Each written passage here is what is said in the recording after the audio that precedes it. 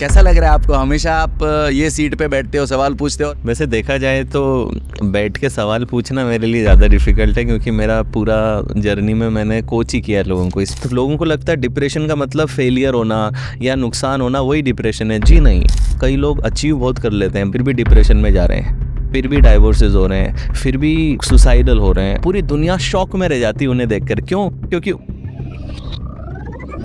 सब क्या पूछते हैं, तू कितना कमा रहा है, अभी तेरी सैलरी कितनी होगी। कोई ये पूछता है कि तू खुश है क्या जो कर रहा है उससे? ये कोई नहीं पूछता। तो आप देखो ना, बच्चे 10th में नंबर कम आते हैं, सुसाइड कर लेते हैं। 10th की परीक्षा में नंबर लाना ज़िंदगी से ऊपर हो गया है।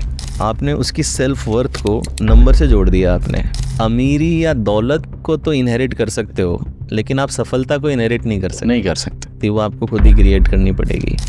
तो आधी से ज़्यादा बीमारियां तो आपकी वैसे भी ख़त्म हो जाएंगी अगर आप बहुत अच्छी है तो। अपने बच्चे को 50 बार कहूँ कि honesty is the best policy बेटा, ऑनेस्ट रहो, और फिर मैं उसे ट्रेन में लेके जा रहा हूँ, टीटी टिकट मांगने आया तो मैंने उसकी उम्र कम बता दी। बच्चों के केस में most of the learning is not taught, it is caught. जितना ज़्यादा हम स्क्रॉलिंग करेंगे उतना ज़्यादा हम अपने ब्रेन को डिस्ट्रैक्शन के लिए ट्रेन कर रहे हैं। One of the biggest problem is कि हम फोकस नहीं कर पाते। True, we are living a distracted life. कुछ अनकही बातें शो में आपका बहुत बहुत स्वागत है। पॉजिटिव टॉक्स हो, नॉलेज की बातें हो, मॉरल वैल्यूज़ की बातें हो, लाइफ लेसन्स की बातें हो, ये सब बातें ज़्यादा से ज़्यादा हम आप तक पहुंचाते हैं हमारे पॉडकास्ट के थ्रू। और इसमें आप हमें सपोर्ट कर सकते हैं हमारे चैनल को सब्सक्राइब करके। तो आगे बढ़ने के पहले हमारे चैनल भरत एम जैन को सब्सक्राइब ज़रूर करें। और अब सीधे चलते हैं आज के एपिसोड पर।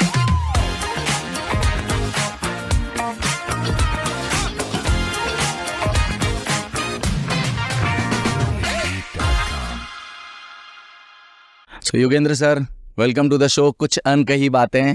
जनरली आप बहुत सारे लोगों के पॉडकास्ट ले रहे हो, बहुत सारे सवाल पूछ रहे हो। आज मुझे आपसे बहुत सारे सवाल पूछने का मौका मिला है। जी ज़रूर, thank you so much for having me. और कैसा लग रहा है आपको? हमेशा आप ये सीट पे बैठते हो, सवाल पूछते हो, और जब आपको जवाब देना रहता है तो थोड़ा सा डिफरेंस वैसे देखा जाए तो बैठ के सवाल पूछना मेरे लिए ज़्यादा डिफ़िकल्ट है, क्योंकि मेरा पूरा जर्नी में मैंने कोच ही किया लोगों को, स्पीचेस दी हैं। तो जब मैं इवन पॉडकास्ट शुरू भी कर रहा था तो मेरे लिए चैलेंज था कि हमेशा मैं सिखाने का काम करता हूँ, यहाँ बैठ करके सुनना है गेस्ट को। हाँ। तो will that be difficult for me और नॉट? पर वो भी एक अलग एक्सपीरियंस है कि सुनना भी अपने आप में समझ में आया कि आई थिंक बोलना ज़्यादा आसान है, सुनना ज़्यादा डिफ़िकल्ट है। लिसनिंग इज़ मोर, क्योंकि आपको पूरे पॉडकास्ट में कॉन्सेंट्रेटेड रहना पड़ता है, हर चीज़ को ध्यान से समझना पड़ता है, क्योंकि ब्रू होती है ना कॉन्वर्सेशन।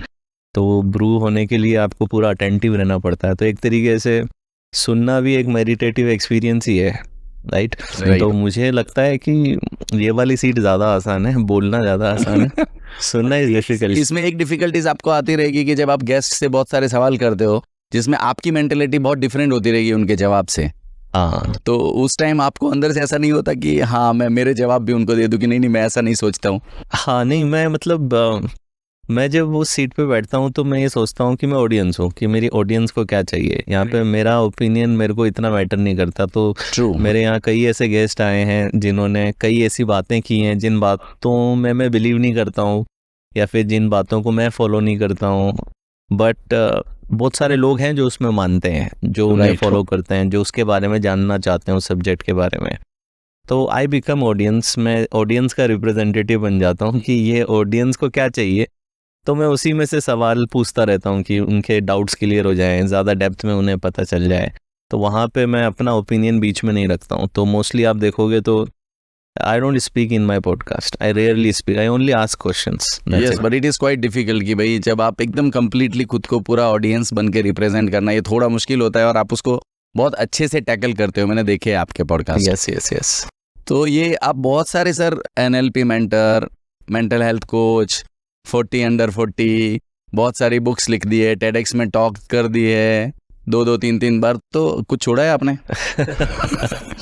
छोड़ा मतलब बहुत सारी चीज़ें तो छूट ही जाती हैं, पर अगर आप इन सब में एक चीज़ कॉमन देखोगे कि मेरे को जो भी कुछ आज तक मिला है, किसी भी एरिया में मैंने कुछ भी किया है, it is always related with teaching. मेरा फंडामेंटल एक ही रहा है, टीचिंग के अराउंड ही मैंने कुछ किया है। तो अगर मैं NLP कर रहा हूँ तो I am teaching NLP, mental health पे मैं गाइड करता हूँ तो I am teaching people techniques. मैंने किताब लिखी है तो किताब में भी मैं टीच कर रहा हूँ। TEDx पे गया हूँ तो भी मैंने मेंटल हेल्थ पे टॉक किए हैं, चाहे वो एम्स में लिया हो, चाहे NIT में लिया हो, ड्रीम्स, वहाँ पे भी मैं टीचिंग ही कर रहा हूँ। जो स्टॉक्स में भी अपनी स्टोरी बताई तो टीचिंग ही किया। तो everywhere I am giving the teachings only. जहाँ तक टाइम्स 40 अंडर 40 है, ये तो एक रिकग्निशन है कि आपने कुछ साल भर में अच्छा किया है तो they recognize you, right. That's just an award, एक रिकग्निशन है जो मिला कि आपने कुछ अच्छा काम किया है, तो they give me the award. So mostly मैंने जो भी किया है it is always around teaching किया है। राइट, मतलब थिंग्स आर वेरी क्लियर कि मुझे कुछ ना कुछ देना है, तरीका अलग हो सकता है। हाँ, तो मेनली टीचिंग ही मेरा पैशन है। मतलब I want to inspire through knowledge, through transformative knowledge, की जो सिर्फ नॉलेज नहीं है, जिसके थ्रू कुछ ट्रांसफॉर्मेशन भी लोगों के जीवन में आ सकता है। तो इवन मैं 8th क्लास में भी ट्यूशन तो पढ़ा ही रहा था, तो मैं 10th में भी पढ़ा रहा था, तो टीचिंग ही मेरा पैशन रहा है। बस पहले फिजिक्स मैथ्स केमिस्ट्री पढ़ा रहे थे, अब थोड़ा ज़िंदगी पे पढ़ाने लग गए या ब्रेन पे माइंड पे पढ़ाने लग गया हूँ बस। तो बट मेन कोर मेरा वही रहता है। इवन जो मेरा स्टार्टअप है गुनीगुरु.com, जिसे मोदी जी ने भी अप्रिशिएट किया लेटर लिख के, very good. So even in that startup my role is to build courses, my role is to teach people. तो वो बहुत अच्छा कर रहा है। अभी हम लोग 4 साल से चल रहे हैं, बूटस्ट्रैप हैं, 6 फिगर 7 फिगर प्रॉफिटेबिलिटी में है। बट मेरा काम उसमें भी टीचिंग का ही है, आई ओनली टीच देयर। और एक्चुअली आप इतने स्ट्रॉन्ग पॉइंट पे सिखा रहे हो जिसकी सबसे ज़्यादा ज़रूरत है। मेंटल हेल्थ यानी it is related to depression, तो कहीं ना कहीं बहुत सारे लोग सबसे ज़्यादा इससे पास ऑन हो रहे हैं। तो मेंटल हेल्थ सबसे बड़ा इश्यूज़ है, मैं इस इश्यूज़ पे आऊँगा, बट उसके पहले NLP के बारे में हम बात करते हैं। NLP क्या है sir? NLP Bharat ji, full form अगर आप देखो तो न्यूरो लिंग्विस्टिक प्रोग्रामिंग। तो न्यूरो का मतलब कि आपका पूरा ब्रेन के बारे में बात हो गई, आपके थॉट्स के बारे में बात हो गई, आप कैसे परसेप्शन क्रिएट करते हो। तो आप अपने सेंसेस के जरिए दुनिया से डेटा लेते हो, फिर उस डेटा को परसेप्शन में कन्वर्ट करते हो, फिर वो परसेप्शन आपको कंट्रोल करते हैं, आपकी चॉइसेस को कंट्रोल करते हैं, आपकी लाइफ सिचुएशंस आप कैसे बिल्ड करते हो, आपकी इमोशनल स्टेट्स कैसे बनती हैं, उन सबको वो कंट्रोल करते हैं। तो न्यूरो का बेसिक मीनिंग है कि आपके thoughts and emotions and feelings हो गए, और एल का मतलब लैंग्वेज, यानी कि how you talk to yourself and others, तो आपकी भाषा कैसी है अपने आप से बात करने की। और प्रोग्रामिंग मतलब आपके ऑटोमेटिक पैटर्न्स, जो आपने हैबिट्स एंड बिहेवियर्स, जो automatic mental habits, physical habits जो आपने बना ली हैं, that is part of programming. Past conditioning आपकी प्रोग्रामिंग का हिस्सा है। तो सिंपल भाषा में कहें तो NLP एक तरीके की वो प्रैक्टिकल सब्जेक्ट है जो हमें मदद करती है अपने थॉट्स, इमोशन, फीलिंग्स को समझने में, अपने इंटरनल डायलॉग्स को समझने में और उन्हें रीवायर करने में, ताकि आप पुराने पैटर्न्स को हटा सको और नए पैटर्न्स क्रिएट कर सको, नए सोचने के तरीके, दुनिया को देखने के तरीके, नए हैबिट्स, नए बिहेवियर्स आप पैदा कर सकें। So it is basically a manual for your brain. तो ज़्यादातर आप देखें वॉशिंग मशीन के साथ एक मैनुअल आती है कि इसे यूज़ करके आप सीख सकते हो कि वॉशिंग मशीन को ऐसे इस्तेमाल करना है, या कैमरा के साथ में भी मैनुअल आता है, मोबाइल के साथ मैनुअल आता है। अनफॉर्चुनेटली ब्रेन के साथ कोई मैनुअल नहीं आता। तो NLP basically is a manual, जिसे समझ करके आप अपने आप को बहुत अच्छे से समझ पाते हो, अपने मेंटल वर्ल्ड को बहुत अच्छे से समझ पाते हो, और उस मेंटल वर्ल्ड में बहुत अच्छे से बदलाव ला सकते हो। बट हर एक इंडिविजुअल बंदे के अंदर आप ये सब NLP एनालाइज करना या चीज़ें करना, it is a different for everyone? एक प्रिंसिपल सेम है। ओके, प्रिंसिपल तो सेम ही है ना, कि विचार बनता कैसे है, विचार आपको कैसे प्रभावित करता है, इमोशंस क्या है, आदत क्या है, आदत कैसे बनती है, आदत का बेसिक स्ट्रक्चर क्या है। तो वो इंडिविजुअल पे डिपेंड नहीं करते। ब्रेन के प्रिंसिपल तो सेम ही है। हाँ, उसकी एप्लीकेशन कोई व्यक्ति ज़्यादा अच्छे से अप्लाई करेगा तो ज़्यादा बेटर रिजल्ट मिलेगा, कोई व्यक्ति कम अप्लाई करेगा तो उसे कम रिजल्ट मिलेगा। तो रिजल्ट वेरी कर सकता है person to person, just like medicine की कोई अगर कंसिस्टेंटली लेता है तो मेडिसिन का फ़ायदा मिलता है, कंसिस्टेंटली नहीं लेता तो मेडिसिन का फ़ायदा नहीं मिलता। राइट। सो प्रिंसिपल तो ऑलमोस्ट सिमिलर ही रहते हैं। राइट। सो NLP, मेंटल हेल्थ, इस पे आने के पहले आपकी जो शुरुआती जर्नी है, हम लोग उस पे जाते हैं कि आपका ये सब स्टार्ट कहाँ से हुआ और आपका जो बचपन का बैकग्राउंड वो एक्चुअल में क्या है? हाँ, तो मेरा जन्म तो रीचमालिया करके गांव है अजमेर के पास में, वहाँ पे हुआ था। तो पहले 4-5 साल मेरे गांव में बीते, फिर हम अजमेर शिफ्ट हुए। तो अजमेर में मेरी पढ़ाई रही और मेरी कोचिंग जर्नी शुरू हुई थी जब मैं एक एक सेमिनार था जवाहर रंगमंच में अजमेर में, 600-700 लोग आए थे, गिनीज वर्ल्ड रिकॉर्ड होल्डर आए थे कोई मेमोरी के। तो उन्होंने वहाँ पे जाकर के प्रोग्राम दिया, तो वो मेमोरी के डेमो दे रहे थे और बच्चों को बुला करके वहाँ पे डेमो करवा रहे थे, नंबर्स याद करना और बहुत सारी चीज़ें, अलग अलग प्रकार के डेमो चल रहे थे वहाँ पे। तो मैं बड़ा मैस्मराइज हो गया। तो मैं शुरुआत से पढ़ाई का कीड़ा रहा हूँ, तो पढ़ाई से रिलेटेड कुछ भी आ जाए तो मेरे को बड़ा क्यूरियोसिटी हो जाती थी। तो मुझे लगा कि यार ये क्या चीज़ है, ये तो मैं भी करना चाहूँगा। और पहली बार मतलब आप समझे कि मेरे जीवन में पहली बार मुझे इस प्रोफेशन के बारे में पता चला कि ऐसा कोई भी चीज़ है कि आप स्टेज पे जाकर के आप बोल सकते हो और आप सिखा सकते हो और लोग आपसे खुश हो सकते हैं, उन लोगों के जीवन में कोई वैल्यू एडिशन हो सकती है। तो वरना पहले फिजिक्स मैथ्स केमिस्ट्री लगता था कि ये पढ़ा के हो सकता है, ये अलग सब्जेक्ट लगा मुझे कि ये भी पढ़ाई जा सकती है। तो दैट वाज माय की moment, but unfortunately I had fear of public speaking. तो मुझे फोबिया था एक प्रकार का पब्लिक स्पीकिंग का, और मुझे सोशल एंग्जाइटी भी रहती थी। मैं बाय नेचर काफ़ी इंट्रोवर्ट रहा हूँ, तो मुझे ज़्यादा लोगों के बीच में रहना और उनसे घुलना मिलना बात करना, एक अजीब सी एंग्जाइटी अंदर मेरे को रहती थी इस चीज़ से। तो I used to avoid being social person. लेकिन ये काम ऐसा था जिसमें आपको लोगों के बीच ही घिरे रहना पड़ेगा और हमेशा स्टेज पे ही आपको रहना पड़ेगा। जो आपकी पर्सनैलिटी थी उसका कंप्लीट बिल्कुल अपोजिट। पर मुझे अंदर से पता नहीं क्यों कॉलिंग आ रही थी कि यार ये मुझे करना है। तो पहला कुछ समय तो मुझे समझने में लगा कि ये क्यों हो रहा है। टीचिंग तक ठीक था, क्योंकि टीचिंग में क्या है कि आप 4-5 लोगों को बिठा के उनके साथ ही पढ़ा रहे हो, सब्जेक्ट है वो एक अलग चीज़ है। लेकिन आपके सामने 100-50 लोग खड़े हैं और आप स्टेज पे हो, पूरा सेंटर ऑफ अट्रैक्शन आप ही हो, अटेंशन पूरी आप पे है, तो थोड़ा मेरे को हार्ट बीट तेज करता था, मेरी पैर कांपने लगते थे, ब्लैंक होता था मैं उसमें। तो वो एक कॉन्फ्लिक्ट सी लग रही थी, बट पता नहीं क्यों मेरे को एक खिंचाव आया कि यार ये चीज़ मैं कर सकता हूँ। तो इसीलिए मेरे करियर की शुरुआत जो कोचिंग की हुई ना, वो मेमोरी कोच की तरह ही हुई थी। तो मैं स्कूल्स में मेमोरी पे लेक्चर लेता था बच्चों के लिए कि आप अपनी मेमोरी कैसे बढ़ा सकते हो, कंसंट्रेशन कैसे बढ़िया कर सकते हो, एग्जाम की तैयारी और कैसे बढ़िया कर सकते हो। तो मेरे अर्ली डेज, मेरे ख्याल से 2.5-3 साल मैंने सिर्फ मेमोरी पे पढ़ाया है, वही मेरा कोर टॉपिक होता था। और वहीं से मेरा धीरे धीरे NLP में रुझान आया, क्योंकि NLP ने मुझे सोशल एंग्जाइटी हैंडल करने में बहुत मदद करी, मेरे को पब्लिक स्पीकिंग का फोबिया हटाने में बहुत मदद करी। क्योंकि आप NLP से ये जैसे जैसे ब्रेन को रीवायर करते हो तो आप इन इश्यूज से धीरे धीरे बाहर आ सकते हो। तो it help me to come out of it. तो वहाँ से फिर मेरा NLP में और इंटरेस्ट बढ़ा। एंड देन आई रियलाइज्ड कि यार ये न्यूरो लिंग्विस्टिक प्रोग्रामिंग तो बड़ा पावरफुल सब्जेक्ट है, पर अनफॉर्चुनेटली ये इतना टेक्निकल रहता है कि आम जनता तक इसको समझना बड़ा मुश्किल है। आपको बहुत डेडिकेटेड होना पड़ता है उसको समझ के उसको अप्लाई करने के लिए। True. So then I realized कि ये एक बहुत बड़ा नीड है, मगर इसको आपको सिंप्लीफाई करना पड़ेगा आपको, क्योंकि NLP 1970 में आई हुई चीज़ है। ये रिचर्ड बैंडलर और जॉन ग्रेंडर थे जिन्होंने बनाई। तो ये वेस्टर्न कॉन्सेप्ट है, अपने यहाँ का कॉन्सेप्ट नहीं था। तो फिर मैंने इसको थोड़ा सिंप्लीफाई किया, इसको थोड़ा हिंदी लैंग्वेज में कन्वर्ट किया, हमारी एग्जाम्पल से जोड़ा, ठीक है, हमारी जो रेगुलर भाषा है, हमारे जो इश्यूज़ हैं उनसे जोड़ा। और इसी वजह से आज ये इतना बड़ा मूवमेंट बन गया कि अभी हर हफ्ते हमें हर महीने 5,000 लोग मेरा NLP फाउंडेशन अटेंड करते हैं वेबिनार्स में। और ऑलमोस्ट पिछले 4 साल से हम लगातार इसको कर रहे हैं। हर वीक ये क्लास होती है, सैटरडे संडे फाउंडेशन होती है, और 5,000 लोग हर महीने अटेंड कर रहे हैं, जो कि टेक्निकल सब्जेक्ट माना जाता था, लेकिन आज हर प्रकार के लोग इसे समझ पा रहे हैं, बिकॉज इसको पूरा सिंप्लीफाई किया मैंने।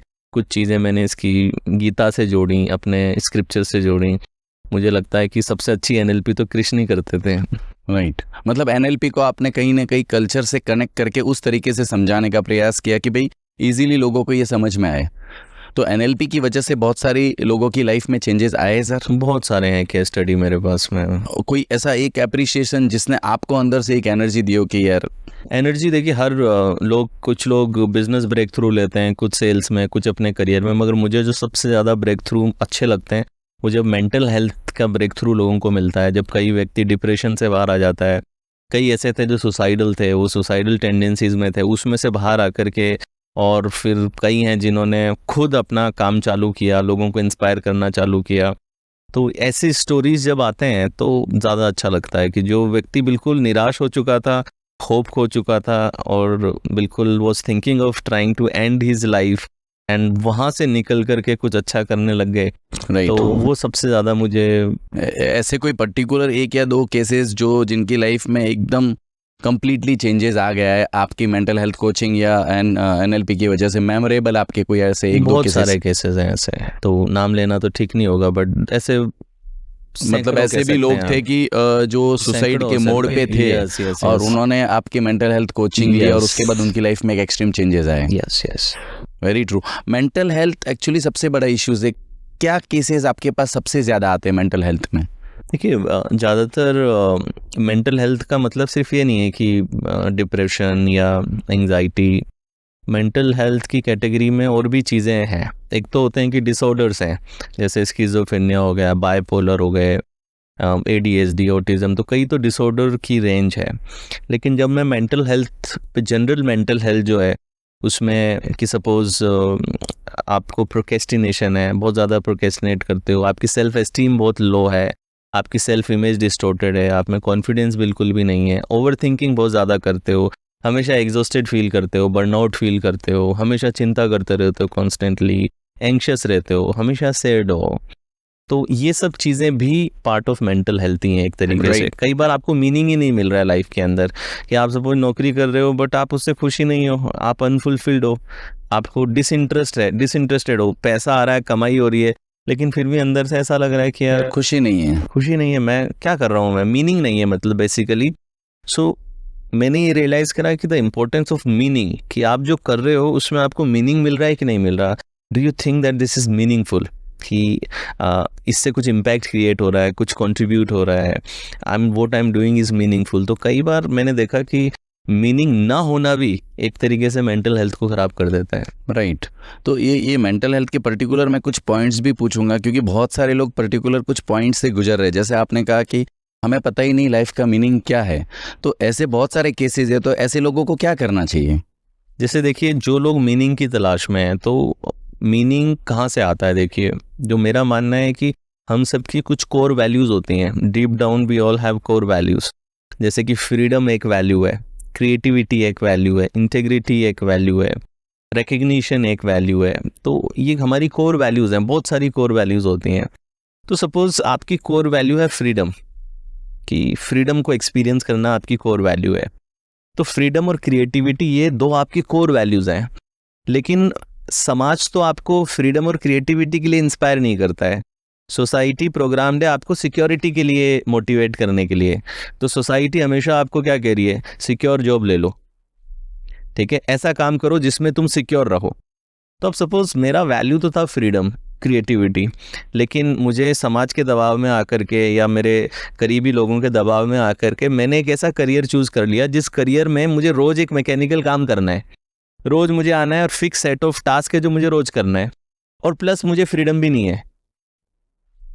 Someone else is completely controlling my मतलब मैं कुछ क्रिएटिव भी नहीं कर पा रहा हूँ और ना मुझे फ्रीडम। तो अब मेरी कोर वैल्यू अंदर से थी फ्रीडम और क्रिएटिविटी की, जो कि अंदर से एक जोर आ रहा है फ्रीडम और क्रिएटिविटी का, और मैं काम कर रहा हूँ जो कि फिक्स्ड है, जिसमें क्रिएटिविटी नहीं है, जिसमें फ्रीडम नहीं है, मगर सिक्योरिटी वो दे रहा है, क्योंकि महीने की मैंने तनख्वाह आ रही है, तो आप घर की EMI भर सकते हो, आप बच्चों की फीस भर सकते हो।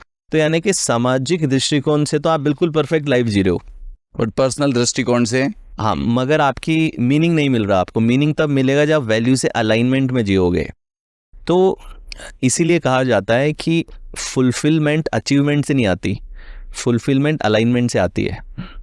तो इसलिए आपने देखा कई लोग अचीव बहुत कर लेते हैं, बंगला है, गाड़ी है, पैसा है, नाम इज्जत शोहरत है, फिर भी डिप्रेशन में जा रहे हैं, फिर भी डाइवोर्सेज हो रहे हैं, फिर भी सुसाइडल हो रहे हैं। आप देखें बड़े बड़े रॉक स्टार सुसाइड कमिट करते हैं, नए बड़े बड़े स्टार सुसाइड कमिट कर रहे होते हैं।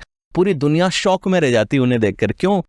दुनिया इसलिए शॉक में है क्योंकि उन्हें जो भी चीज़ को वो सफलता मान रहे हैं वो तो उस व्यक्ति के पास में थी, लेकिन आपकी रियल खुशी आपके कोर वैल्यू से अलाइनमेंट में हो कि नहीं हो, उससे आती है। राइट। तो इस व्यक्ति को फ्रीडम की तलाश है, इसको क्रिएटिविटी की तलाश है, वो इसे मिल नहीं रही। अब समाज क्या सोच रहा है? इसके तो नखरे हैं, पागल आदमी है, इसको सब कुछ तो मिला हुआ है। क्योंकि समाज किससे वैल्यू करता है? समाज आपकी सक्सेस को मेजर करता है आपके मटेरियलिस्टिक अचीवमेंट से, कि तुम्हारा ओहदा क्या है, तुम्हारे पास में पैसे कितने हैं, तुम्हारा घर कितना बड़ा है, तुम्हारी गाड़ी कितनी बड़ी है।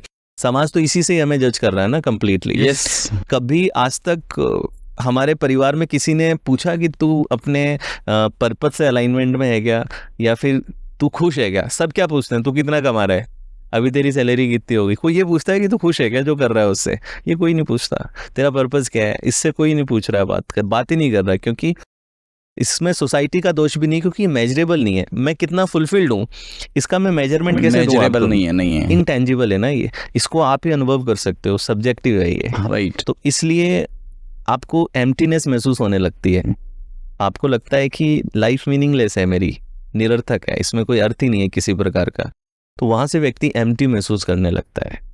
तो वही एम्प्टीनेस फिर कई बार मेंटल हेल्थ इशू में कन्वर्ट हो सकती है, सैडनेस में कन्वर्ट हो सकती है, आप इंटरेस्ट लूज कर देते हो लाइफ में। तो that's why it is important कि समाज क्या कहता है, लोग क्या कहते हैं, ये सब चीज़ें ठीक हैं, लेकिन आप सबसे पहले ये देखें कि जो हम कहते हैं ना, आपका दिल क्या कहता है। दिल कहने का मतलब है आप अपनी कोर वैल्यूज़ को पहले आइडेंटिफाई करो, राइट। तो फॉर्चुनेटली एनएलपी में ऐसे मेथड हैं, इसे वैल्यू एलिसिटेशन कहते हैं। तो एनएलपी में मेथड्स होते हैं जिससे आपकी कोर वैल्यू को एक्सट्रैक्ट करवाया जा सकता है। राइट, एक्चुअली मैं ये सवाल पूछने वाला था। हाँ, तो असेसमेंट्स के जरिए कि आपकी टॉप 5 कोर वैल्यूज ये हैं, उन कोर वैल्यूज पे हम आ सकते हैं, और आपके लिए ऐसा रियलाइजेशन होगा, यार यही तो मुझे चाहिए होता है। एंड देन यू एनालाइज कि आपकी वर्क लाइफ में आपकी वैल्यू पूरी हो रही है कि नहीं हो रही है, आपके रिश्तों में आपकी वैल्यू पूरी हो रही है कि नहीं हो रही है। अब सपोज आपकी कोर वैल्यू में हेल्थ है, डीप डाउन आपका बिलीफ है कि एक व्यक्ति को हेल्दी रहना चाहिए, एक व्यक्ति को, ये आपकी वैल्यू में है, आपके बिलीफ में भी है, आपकी मान्यता भी है कि होना चाहिए, एंड यू वैल्यू हेल्थ। पर आपका रूटीन ऐसा है जिसमें हेल्थ, एक्सरसाइज, डाइट है ही नहीं, what will happen, you will constantly feel guilty, right, आप लगातार गिल्टी महसूस करोगे। तो आपने नोटिस किया होगा कि कई लोग हैं जो एक्सरसाइज नहीं कर रहे, हेल्दी डाइट नहीं ले रहे, कुछ भी जंक फूड खा रहे हैं, मोटापा भी ले लिया है, अपनी हेल्थ खराब कर रखी है, लेकिन फिर भी गिल्टी महसूस नहीं करते। वो गिल्टी महसूस क्यों नहीं कर रहे? क्योंकि उनकी वैल्यू में हेल्थ है ही नहीं। क्योंकि उनकी वैल्यू में हेल्थ नहीं है तो उन्हें गिल्ट भी नहीं आएगी। लेकिन अगर आपकी वैल्यू में हेल्थ है तो अगर आप वो करने नहीं मिल रहा तो you will constantly feel guilt about it. तो गिल्ट एक्चुअली होती इसलिए है कि गिल्ट आपको ये बताती है that you are deviating from your value system. आप अपने वैल्यू सिस्टम से डिविएट हो रहे हो, पाथ से डिस्ट्रैक्ट हो रहे हो। ये रोल होता है गिल्ट का हमारे जीवन में, जो हमें बताती है। इसी से रिलेटेड एक और गिल्ट होती है, प्रोडक्टिविटी गिल्ट, जिस पे मेरे को बहुत लोग आके बात करते हैं, स्पेशली प्रोफेशनल्स, कि सर मेरे को पता है कि ये इंपॉर्टेंट काम है मुझे करने, फिर भी मैं कल पे टालता हूँ, फिर भी मैं उसे करता नहीं हूँ। मुझे पता है यूट्यूब पे वीडियो बनाना है पर मैं नहीं कर रहा, मुझे पता है मुझे किताब लिखनी है, मैं नहीं कर रहा, मुझे पता है मैं नौकरी में कुछ नहीं हूँ, मुझे अपना बिजनेस में ट्रांजिशन करना है, मगर मैं 10 साल से सोच रहा हूँ मगर ये कर नहीं रहा मैं। और अंदर से मेरे को गिल्ट भी महसूस होती है इसकी, कि जब मैं इंपॉर्टेंट काम छोड़ के मोबाइल पे टाइम पास कर रहा हूँ या नेटफ्लिक्स पे सीरीज देख रहा हूँ, I feel guilty about it but I am not doing it. So सबसे पहली तो इस चीज़ को मैं पॉजिटिव लेसन पता क्या है, कि प्रोडक्टिव ना रहने पे आपको गिल्ट आ रही है, इसका मतलब यह है कि प्रोडक्टिव रहना आपकी वैल्यू में है, it is there in your core value. यानी कि अगर आपको राइट गाइडेंस मिले, राइट सेटअप मिले, तो आप बहुत ज़्यादा प्रोडक्टिव व्यक्ति बन सकते हैं, क्योंकि आपकी वैल्यू में है और वो चीज़ आपको खुशी देगी। तो whenever you deviate from your value, you will feel guilty, you will feel empty, you will feel meaningless. लेकिन जब आप अलाइनमेंट में हो अपनी वैल्यू के साथ में, you will feel purposeful, you will have meaning. Even if you are earning less, even if you don't have big bungalow, still you will be a very happy person. फिर भी आप बहुत खुश पर्सन रहेंगे। आप देखिए ना एपीजे कलाम को, हमेशा कितने खुश रहे, उनकी पोजीशन पे वो कितना कुछ पैसा कमा सकते थे, कितना कुछ कर सकते थे, but very humbly, very simple life जिया ना उन्होंने, but still he was happy. Right. वो इसमें तो ये 3 इडियट मूवी में जो आर माधवन का बताया, as a photographer he was like he want to be, भले इंजीनियर में बहुत पैसा मिल रहा है बट उसको सुकून। फोटोग्राफी तो एक पाथ है, वैल्यू क्या है? Creativity, right. Value is creativity, that he wants to express creativity. अब क्रिएटिविटी सब व्यक्ति, कोई डांस के जरिए एक्सप्रेस करेगा, कोई गाने के जरिए करेगा, कोई फोटोग्राफी के जरिए करेगा, बट कोर वैल्यू वो है। तो जब वो कोर वैल्यू आपके अंदर है और उसको जब एक्सप्रेशन नहीं मिलेगा, it will make you feel empty. But इसमें मेरे 2 सवाल है जो एक्चुअली अभी जैसे आपने कहा कि आपकी कोर वैल्यूज़ अगर आपको फाइंड आउट करना है तो NLP is the good source, right. अब there is a very few people जो NLP वगैरह कर सकते हैं। हमारे यहाँ पर एक कॉमन आदमी है जो ये सब चीज़ नहीं कर सकते। वो कॉमन आदमी को अगर अपनी कोर वैल्यूज़ फाइंड आउट करनी है तो वो कैसे फाइंड आउट करे? कॉमन तरीके से प्रायोरिटाइज करना थोड़ा मुश्किल होता है, क्योंकि असेसमेंट से ही आपको एग्जैक्ट निकल के आती हैं, लेकिन ऐसा नहीं है कि पता नहीं होता। कई बार प्रायोरिटाइजेशन नहीं होता, पता तो होता है। जब आपकी कोर वैल्यू फुलफिल होती है ना, तो आपको अंदर से एक अजीब सी खुशी महसूस होगी। बट पर्टिकुलर ऐसे कोई 2-3 पॉइंट्स जिसमें एक आम आदमी समझ सके कि यार ये मेरी वैल्यूज है। आम आदमी इस तरीके से समझ सकता है कि आप देखो कि क्या चीज़ जब आप करते हो तो आपको खुशी मिल रही है, और जब नहीं करते तो गिल्ट आ रही है। सिर्फ ना खुशी नहीं, गिल्टी महसूस हो रहा है क्या? राइट। या फिर सफोकेशन महसूस हो रहा है क्या आपको? Are you feeling suffocated? कि ऐसा लग रहा है कि जैसे कोई चीज़ है जो आपको दबा रही है। तो सपोज मेरी वैल्यू में नॉलेज शेयरिंग मेरी वैल्यू में है, सपोज टीचिंग मेरी वैल्यू में है, तो जब मैं टीच नहीं करता तो मुझे लगता है कि लाइफ मीनिंगलेस है।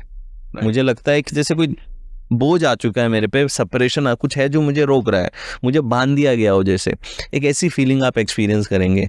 तो जब आप कोई चीज़ आपकी कोर वैल्यू में है, तो जब आप वो करते हैं तो आपको अंदर से एक शाबाशी का भाव महसूस होता है कि शाबाश तूने किया, एक अच्छी फुलफिलिंग अमेजिंग फीलिंग आती है। और जब आप नहीं करते हैं तो एक सेपरेशन महसूस होता है कि जैसे मेरे अंदर कुछ है जिसको मैं बाहर एक्सप्रेस होने से रोक रहा हूँ। तो आप इस फीलिंग से ही सिर्फ जज कर सकते हैं, फिर that is the only way you can जज कि आपकी वैल्यू क्या है। राइट।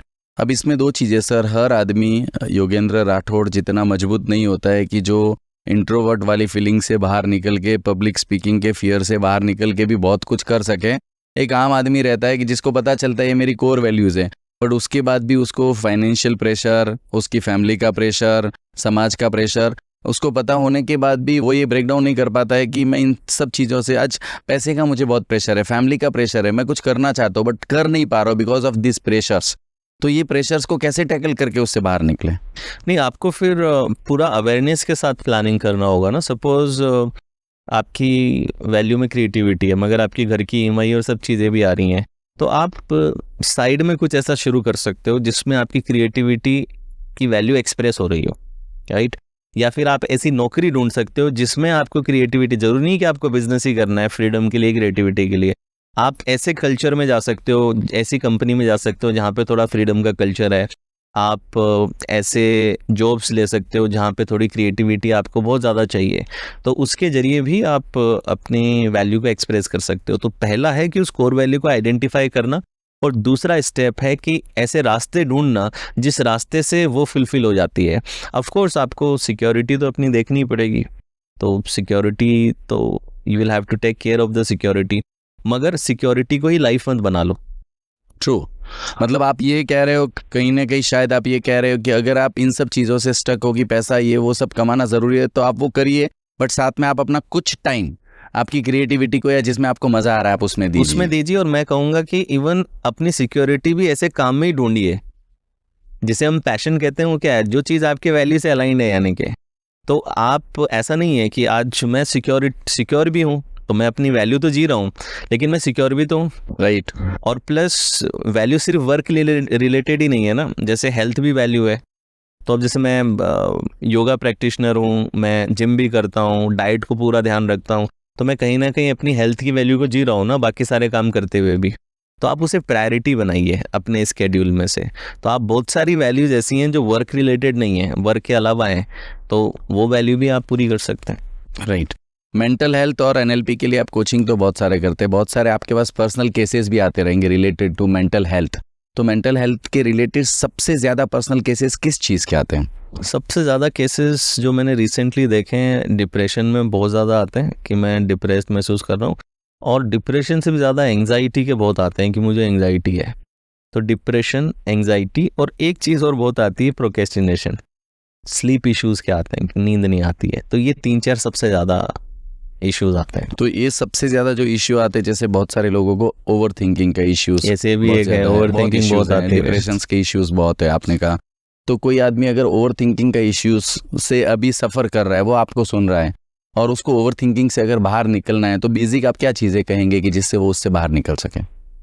तो देखिए, पहले तो ओवर थिंकिंग को समझ लेना ज़रूरी है कि ओवर थिंकिंग और क्रिटिकल थिंकिंग में अंतर क्या है, राइट? बिकॉज कई बार सपोज मैं किताब लिख रहा हूँ तो मैं बहुत सोच रहा हूँ, मगर क्या वो ओवर थिंकिंग है?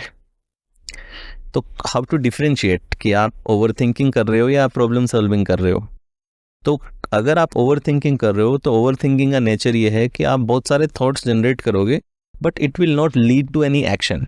और क्रिटिकल थिंकिंग या प्रॉब्लम सॉल्विंग क्या है, जिसमें you are thinking a lot but you are taking action as well. तो अगर मेरी बुक का कोई आइडिया है, मुझे कोई कोर्स क्रिएट करना है, तो मेरे को बहुत सारे थॉट्स चल रहे हैं मगर वो थॉट्स फिर एक्शन में ट्रांसलेट हो रहे हैं। ओवर थिंकिंग क्या है, एक्शन कुछ नहीं हो रहा और बस विचार चले जा रहे हैं। राइट। और ज़्यादातर रिपीटेटिव विचार चलते हैं कि कुछ 70-80% थॉट्स वही हैं जो 10 दिन पहले चल रही थी, अभी भी चल रही है, बस वो चली जा रही है। रिपीटेटिव नेचर बहुत रहता है ओवर थिंकिंग के अंदर। तो आप कई टेक्निक्स हैं एनएलपी में, लेकिन आप कुछ चीज़ें जो आप अप्लाई कर सकते हो, सिमिलर मेडिटेशन व्यक्ति को ट्राई करना चाहिए ओवर थिंकिंग के लिए, ताकि वो जो ऑटोमेटिक थॉट जनरेट हो रही हैं वो कॉन्शियसली आप उन्हें रोक सकें। तो अगर मैं एक टेक्निक आपके दर्शकों को बताऊं तो वो ये टेक्निक कर सकते हैं कि जब भी आपको बहुत ज़्यादा ओवर थिंकिंग आए तो आप क्या करें, आंख बंद करें और आंख बंद करके अपना जो ये फोरहेड है, इस फोरहेड पे फोकस करें और उसको बिल्कुल रिलैक्स कर दें।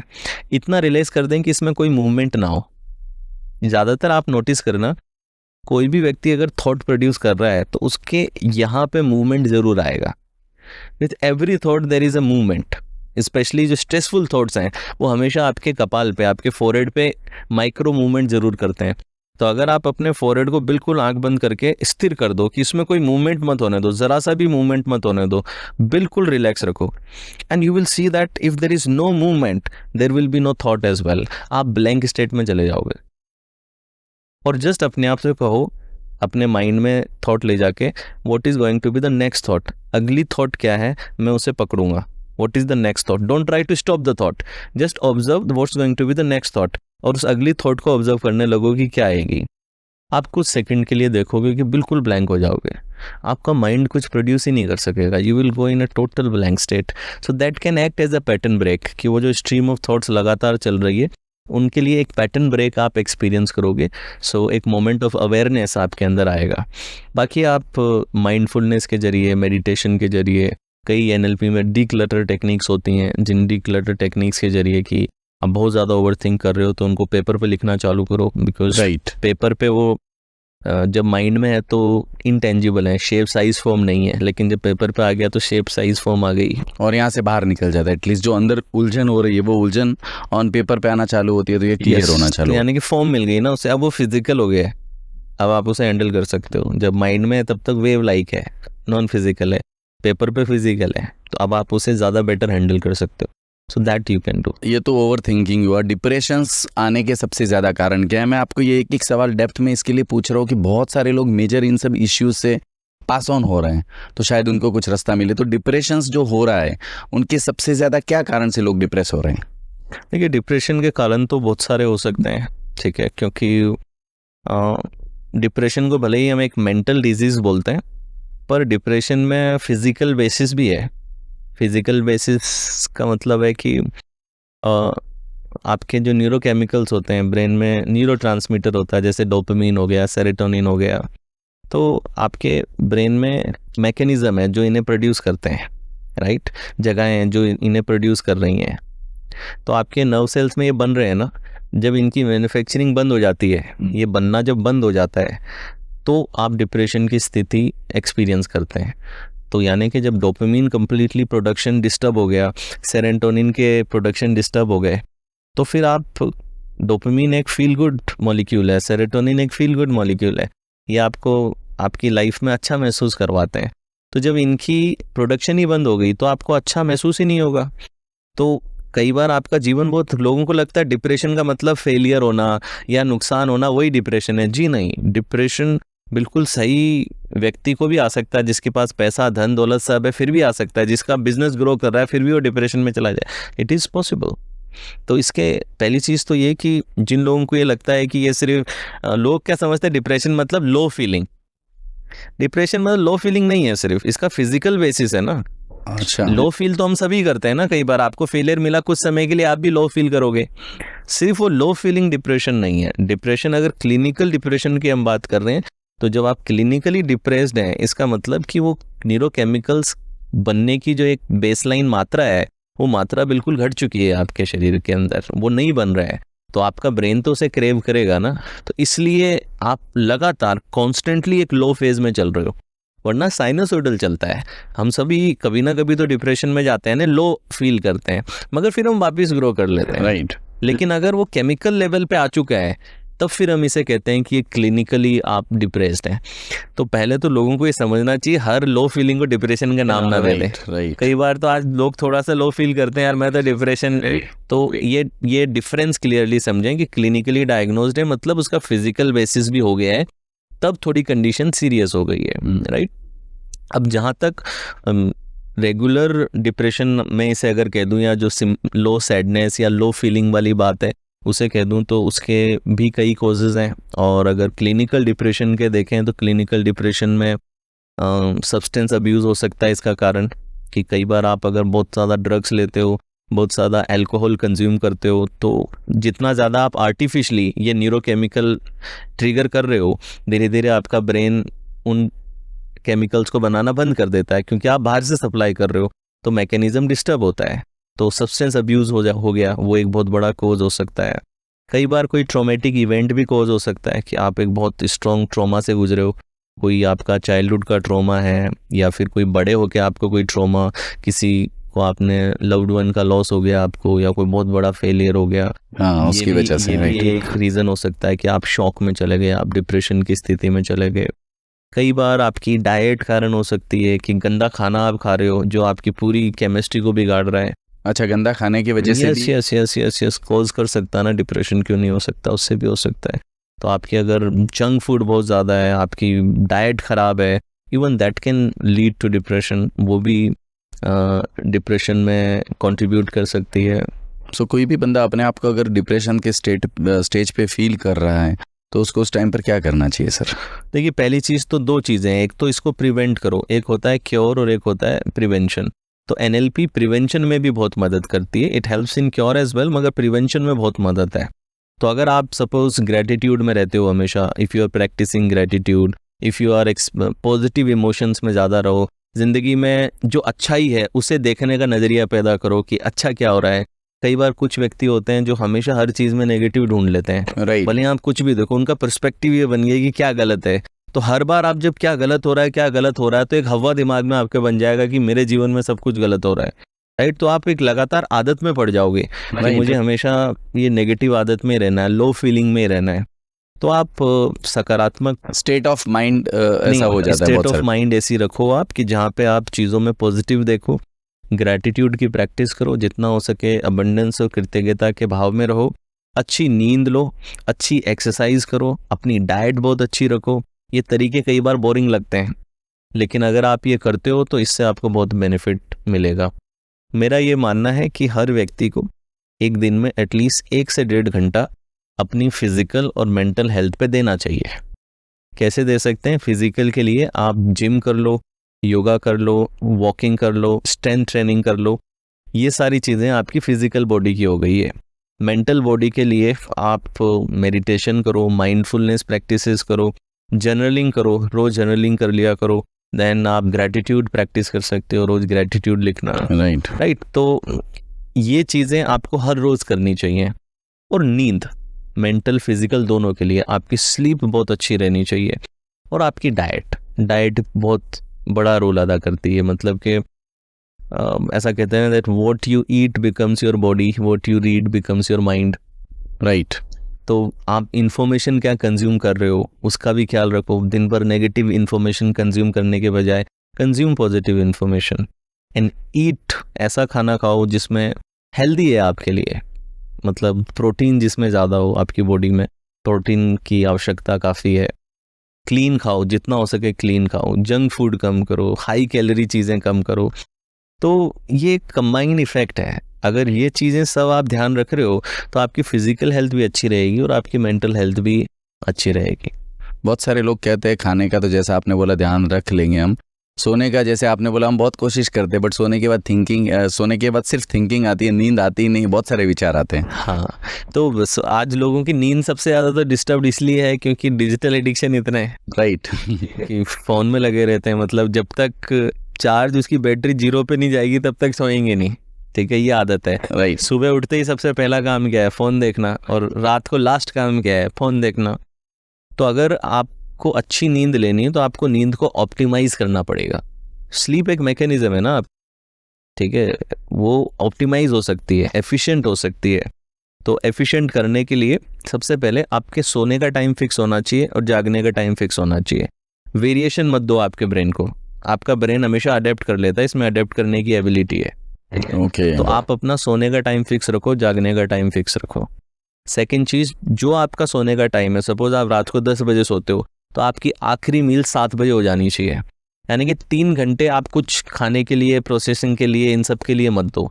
कोई स्टिमुलेंट नहीं होना चाहिए 3 घंटे पहले तक।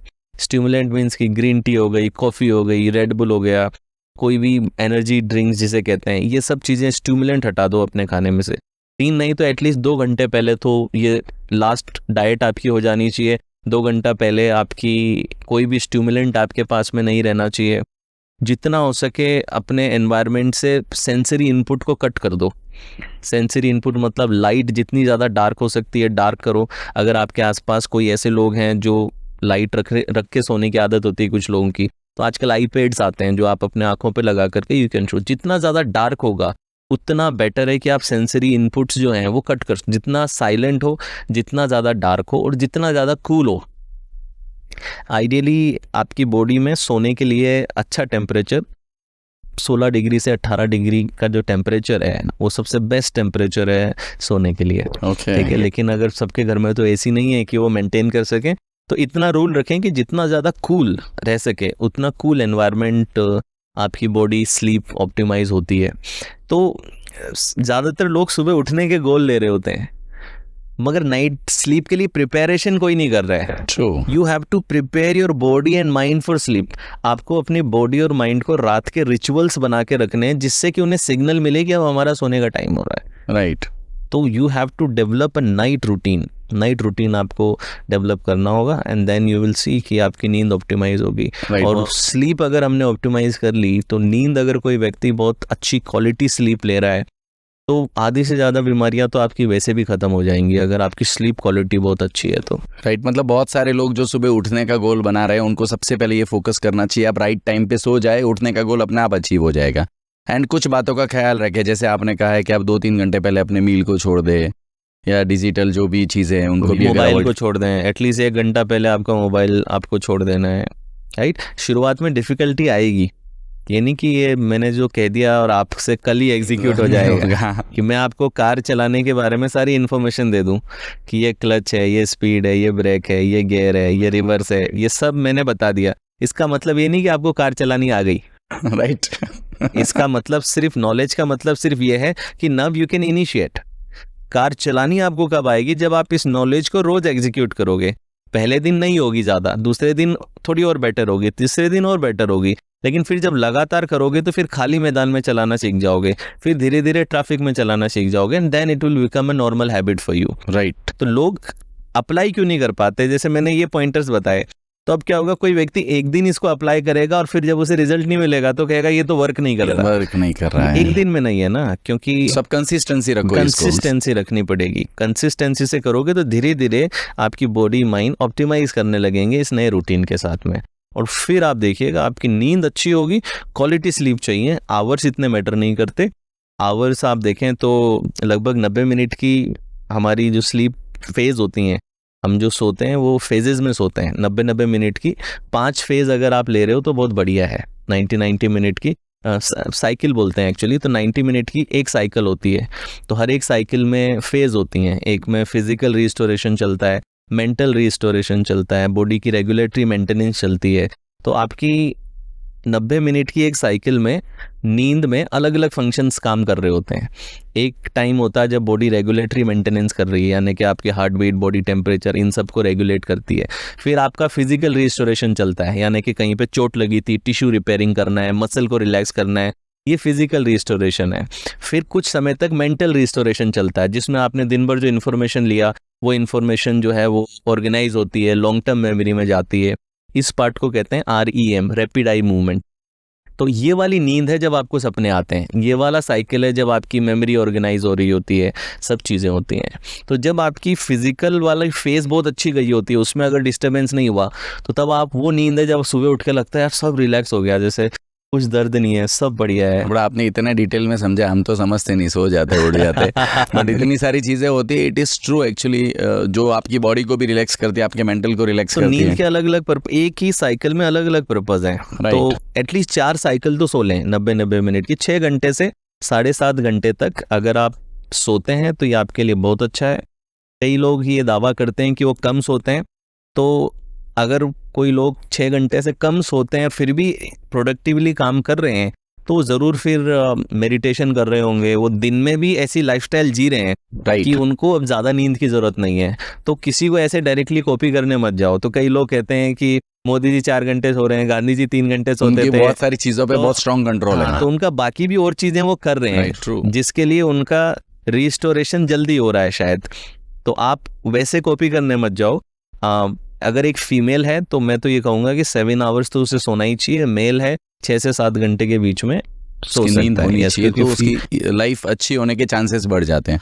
बट जिस जगह पर आप ये कह रहे हो कि हमें मोबाइल छोड़ के सोना चाहिए, ध्यान रखना चाहिए, वहाँ पर आज की डेट में हर माँ अपने छोटे बच्चे को खाना भी मोबाइल देख के खिला रही है, और ऐसी आदतें उनकी हो गई है कि उनके लिए छोड़ना मुश्किल हो गया है। तो ऐसे केस में बहुत सारी माएँ कह रही है कि अब हमारा बच्चा तो मोबाइल देखे बिना खाना भी नहीं खाता है, तो क्या करना चाहिए? नहीं, उनकी मतलब बच्चों को तो मोबाइल का ज़्यादा एक्सपोजर दे रहे हो आप, तो बहुत ख़राब चीज़ है वो।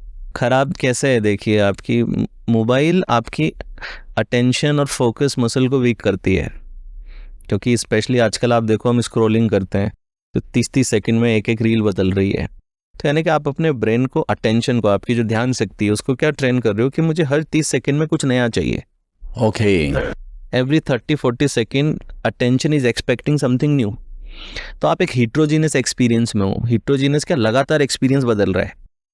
फोकस के लिए होमोजीनियस एक्सपीरियंस चाहिए कि आप एक ही फोकस में हो।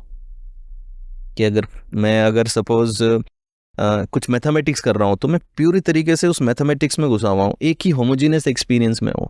लेकिन जितना ज़्यादा हम स्क्रॉलिंग करेंगे उतना ज़्यादा हम अपने ब्रेन को डिस्ट्रैक्शन के लिए ट्रेन कर रहे हैं। तो इसीलिए आज आप देखें ना, डिस्ट्रैक्शन बहुत बड़ी प्रॉब्लम है। मुझे कई लोग जो आते हैं उसमें से एक one of the biggest problem is कि हम फोकस नहीं कर पाते। True, we are living a distracted life. तो फ़ोन यूज़ करना गलत नहीं है। आज कहीं ना कहीं फ़ोन के माध्यम से तो आज ये बातें हम लोगों तक पहुंचा पाएंगे, राइट। मगर प्रॉब्लम है कि आप कंपल्सिवली यूज़ कर रहे हो या कॉन्शियसली यूज़ कर रहे हो, राइट। तो दोनों में बहुत अंतर है। अगर आप कॉन्शियसली करोगे तो it will enhance your focus. अगर आप कंपल्सिवली करोगे, यानी कि ऑटोमेटिकली बस स्क्रॉलिंग चल रही है बिना किसी इंटेंशन के, तो सपोज मेरी इंटेंशन आज है कि मुझे फोकस पे रिसर्च करनी है, और ये रिसर्च करने के लिए मैं जाकर के कुछ किताबें पढ़ रहा हूँ, कुछ वीडियो देख रहा हूँ, मगर वो सब एक ही इंटेंशन पे है, फोकस पे रिसर्च करना, then it is not a bad thing, right. But अगर मैं जाके रैंडमली कभी ये देखा, फिर कमेंट में ये मिल गया, फिर दूसरी रील आ गई कि इस पे कंट्रोवर्सी चल रही है, तो मैं जाकर के वहाँ पे जाके चला गया, तो इसे माइंडलेस स्क्रॉलिंग कहते हैं। माइंडफुल स्क्रॉलिंग कीजिए, माइंडलेस मत कीजिए। और बच्चों को, जहाँ तक आपने जो ओरिजिनल सवाल मुझसे पूछा था कि पेरेंट्स को जितना हो सके, पेरेंट्स के लिए क्या आसान होता है, मोबाइल दे दिया, उनका काम आसान हो गया। आप अपना कंफर्ट मत देखो। इनिशियली बच्चों को जितना हो सके दूर रखो। थोड़ा बहुत कुछ चीज़ें सीखते भी हैं बच्चे, गेम हो गया या कुछ है, तो थोड़ी बहुत आप 1 आवर से ज़्यादा का स्क्रीन टाइम मत दो बच्चों को। 1 घंटे तक का स्क्रीन टाइम ठीक है, आप 0 भी नहीं कर सकते, राइट, ठीक है। बच्चे का ब्रेन भी अडेप्ट करता है, ऐसी बात नहीं है, वो जैसा उस डालते हो अडेप्ट भी करने लग जाता है, लेकिन उससे ज़्यादा मत दो, क्योंकि उससे उसकी नींद भी ख़राब होगी। क्योंकि जो स्क्रीन में से ब्लू लाइट्स आ रही हैं वो आपके जो बायोरिदम्स होते हैं, आपका जो मेलेटोनिन सर्किट्स हैं, उनके साथ वो रिएक्ट करती हैं, आपकी नींद लेने की एबिलिटी को ख़राब करती हैं। तो जितना हो सके कम करें। तो उसे कुछ खेल दे दो ना, आप स्पोर्ट्स दे दो, एक्टिविटी दे दो, वो चीज़ें आप उन्हें कराओ। थोड़ी मेहनत लगेगी, पेरेंट्स की मेहनत बढ़ जाएगी, बट दिक्कत एक ये हो गई ना कि आजकल पेरेंट्स दोनों वर्किंग है, तो अब दोनों के पास समय नहीं है, समय कम है। तो कई जगहों पे तो जो मेड्स हैं या फिर जो केयर टेकर्स हैं वो कंफर्ट को देखेंगे कि भाई मैं कंफर्टेबली अपना काम कैसे निकालो। अब पेरेंट्स के पास में समय कम है, तो अब कम समय में अब मैं जो सबसे ज़्यादा शॉर्टकट निकल सकता है, टीवी ऑन करके बिठा देती हूँ, मैं बाकी काम कर लेती हूँ, तो फास्ट हो जाएगा ना काम। राइट। मगर इससे आप एक चीज़ नहीं सीख रहे हो कि बच्चा ना सिर्फ वो तो आपने उसे मोबाइल दिया सिर्फ वो नहीं सीख रहा है, एक और बात वो सीख रहा है कि आपकी लाइफ में जब चैलेंज आए ना तो एस्केप करो उसे। ओके। तो अब जब ये बच्चा, क्योंकि बच्चा बहुत कुछ ऑब्जर्व कर रहा है आपके इमोशन से, एक्सप्रेशन से। ट्रू।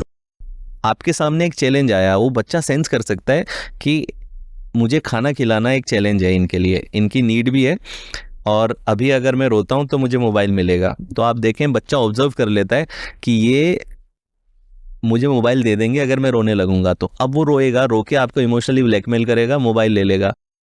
मगर इसने एक और चीज़ यहाँ पे क्या सीख ली कि चैलेंज आए ना तो एस्केप कर लो उसको, वो भी एक आसान तरीका है सॉल्व करने का। तो माँ बाप के सामने जब चैलेंज आया तो इन्होंने क्या किया, मुझे मोबाइल दे दिया, यानी कि एस्केप किया ना इन्होंने एक तरीके से। अब ये बच्चा जब बड़ा होगा ना तो इससे कोई इंपॉर्टेंट काम है उससे एस्केप करने की कोशिश करेगा। अब एस्केप आप कैसे कर सकते हो? एल्कोहल से एस्केप कर सकते हो। आपके जीवन में परेशानी चल रही है, उसे सॉल्व करने के बजाय आप क्या कर सकते हो, 2 पैग लगा लो, या फिर आप 2 marijuana के जॉइंट फूंक लो, आप बिल्कुल शांत हो जाओगे। या फिर आप टीवी में लग जाओ, या फिर आप किसी और एस्केपिज्म भी आपके अंदर आ सकता है, बिकॉज आपने नोटिस किया कि मेरे पेरेंट्स कैसे प्रॉब्लम सॉल्विंग कर रहे हैं। राइट। एक बच्चा पेरेंट्स की प्रॉब्लम सॉल्विंग को ऑब्जर्व कर रहा होता है, वो ऑब्जर्व करता है how they are solving the problem, तो वो ऐसे पैटर्न भी ले सकता है। जब वो बड़ा होगा वो भी इसी तरीके से प्रॉब्लम सॉल्व करेगा कि शॉर्टकट तरीका क्या है, एस्केपिज्म उसके अंदर आ सकता है। मतलब आपने कहा तो मेरे दिमाग में ये भी आया कि किसी का प्रॉब्लम के लिए फोन आया तो बोला फोन ही नहीं उठाऊं मैं। हाँ, तो एस्केपिज्म आ सकती है। मतलब हम सोच नहीं पाते कि अनकॉन्शियसली हम बच्चा बहुत कुछ सीख रहा है आपसे, बहुत कुछ सीख रहा है। ये तो कभी मेरे दिमाग में भी नहीं आया। इट्स वेरी स्ट्रॉन्ग थॉट कि भाई अनकॉन्शियसली हम लोग क्या चीजें सिखा रहे हैं बच्चे को। ऑब्जर्वेशन से सीखता है ना बच्चा। आपने सारी चीजें थोड़ी बच्चे को सिखाई, बच्चे ने ऑब्जर्वेशन से सीखा ना। राइट। सपोज मैंने बच्चे को कहा कि तू ये होमवर्क कर ले, मैं तेरे को गार्डन घुमाने ले जाऊंगा। उसने होमवर्क कर लिया, आप गार्डन घुमाने लेके नहीं गए, अगली बार और आपने ऐसा कहा, तो अब इस बच्चे ने, पता है उस समय गुस्सा तो किया, लेकिन उसने एक बात सीख ली कि काम कराने के लिए झूठ बोला जा सकता है। राइट। तो अब वो आपकी इस स्ट्रेटेजी को किसी और जगह पे लगाएगा या आपके साथ ही लगाएगा, तो इनडायरेक्टली आपने उसे झूठ बोलना सिखाया। और फिर हम वापस बच्चों पे चिल्लाते हैं कि तू झूठ क्यों बोला। उसने कहीं ना कहीं इनडायरेक्टली आपसे सीखा है झूठ बोलना। तो अगर आप बच्चे को ये बोल रहे हो कि तू ये काम कर ले, मैं तेरे को गार्डन ले जाऊंगा, तो फिर लेके जाओ उसे। राइट। या फिर उसे झूठा ट्रिक मत करो, क्योंकि वहीं से वो क्लेवर बनना, झूठ बोलना, ट्रिक खेलना सीखेगा। मतलब छोटी से छोटी अनकॉन्शियस चीज भी बच्चों के अंदर घुस रही है, ये आप समझो। आपसे सीख रहा है वो, आपकी डूइंग से सीख रहा है, सिर्फ जो आप बोल रहे हो उससे नहीं सीख रहा है। इसलिए इंग्लिश में कहते हैं ना, बच्चों के केस में most of the learning is not taught, it is caught. Right. वो पकड़ता है आपको, करते हुए देखता है। हाँ, मतलब वो कहने से नहीं सीखेगा, बट आप जो कर रहे हो उससे बहुत इजीली सीखेगा, उससे बहुत सीखता है। तो मैं अपने बच्चे को 50 बार कहूँ कि honesty is the best policy बेटा, ऑनेस्ट रहो, ऑनेस्ट रहो, ऑनेस्ट रहो, मैं ये कहूँ, ठीक है। और फिर मैं उसे ट्रेन में लेके जा रहा हूँ, टीटी टिकट मांगने आया, तो मैंने उसकी उम्र कम बता दी। तो अब इस बच्चे ने क्या सीखेगा, वो जो आपने ऑनेस्टी बोला वो नहीं सीखेगा, ये सीखेगा। टीटी के सामने जो आपने झूठ बोला ना, ये वो सीखेगा।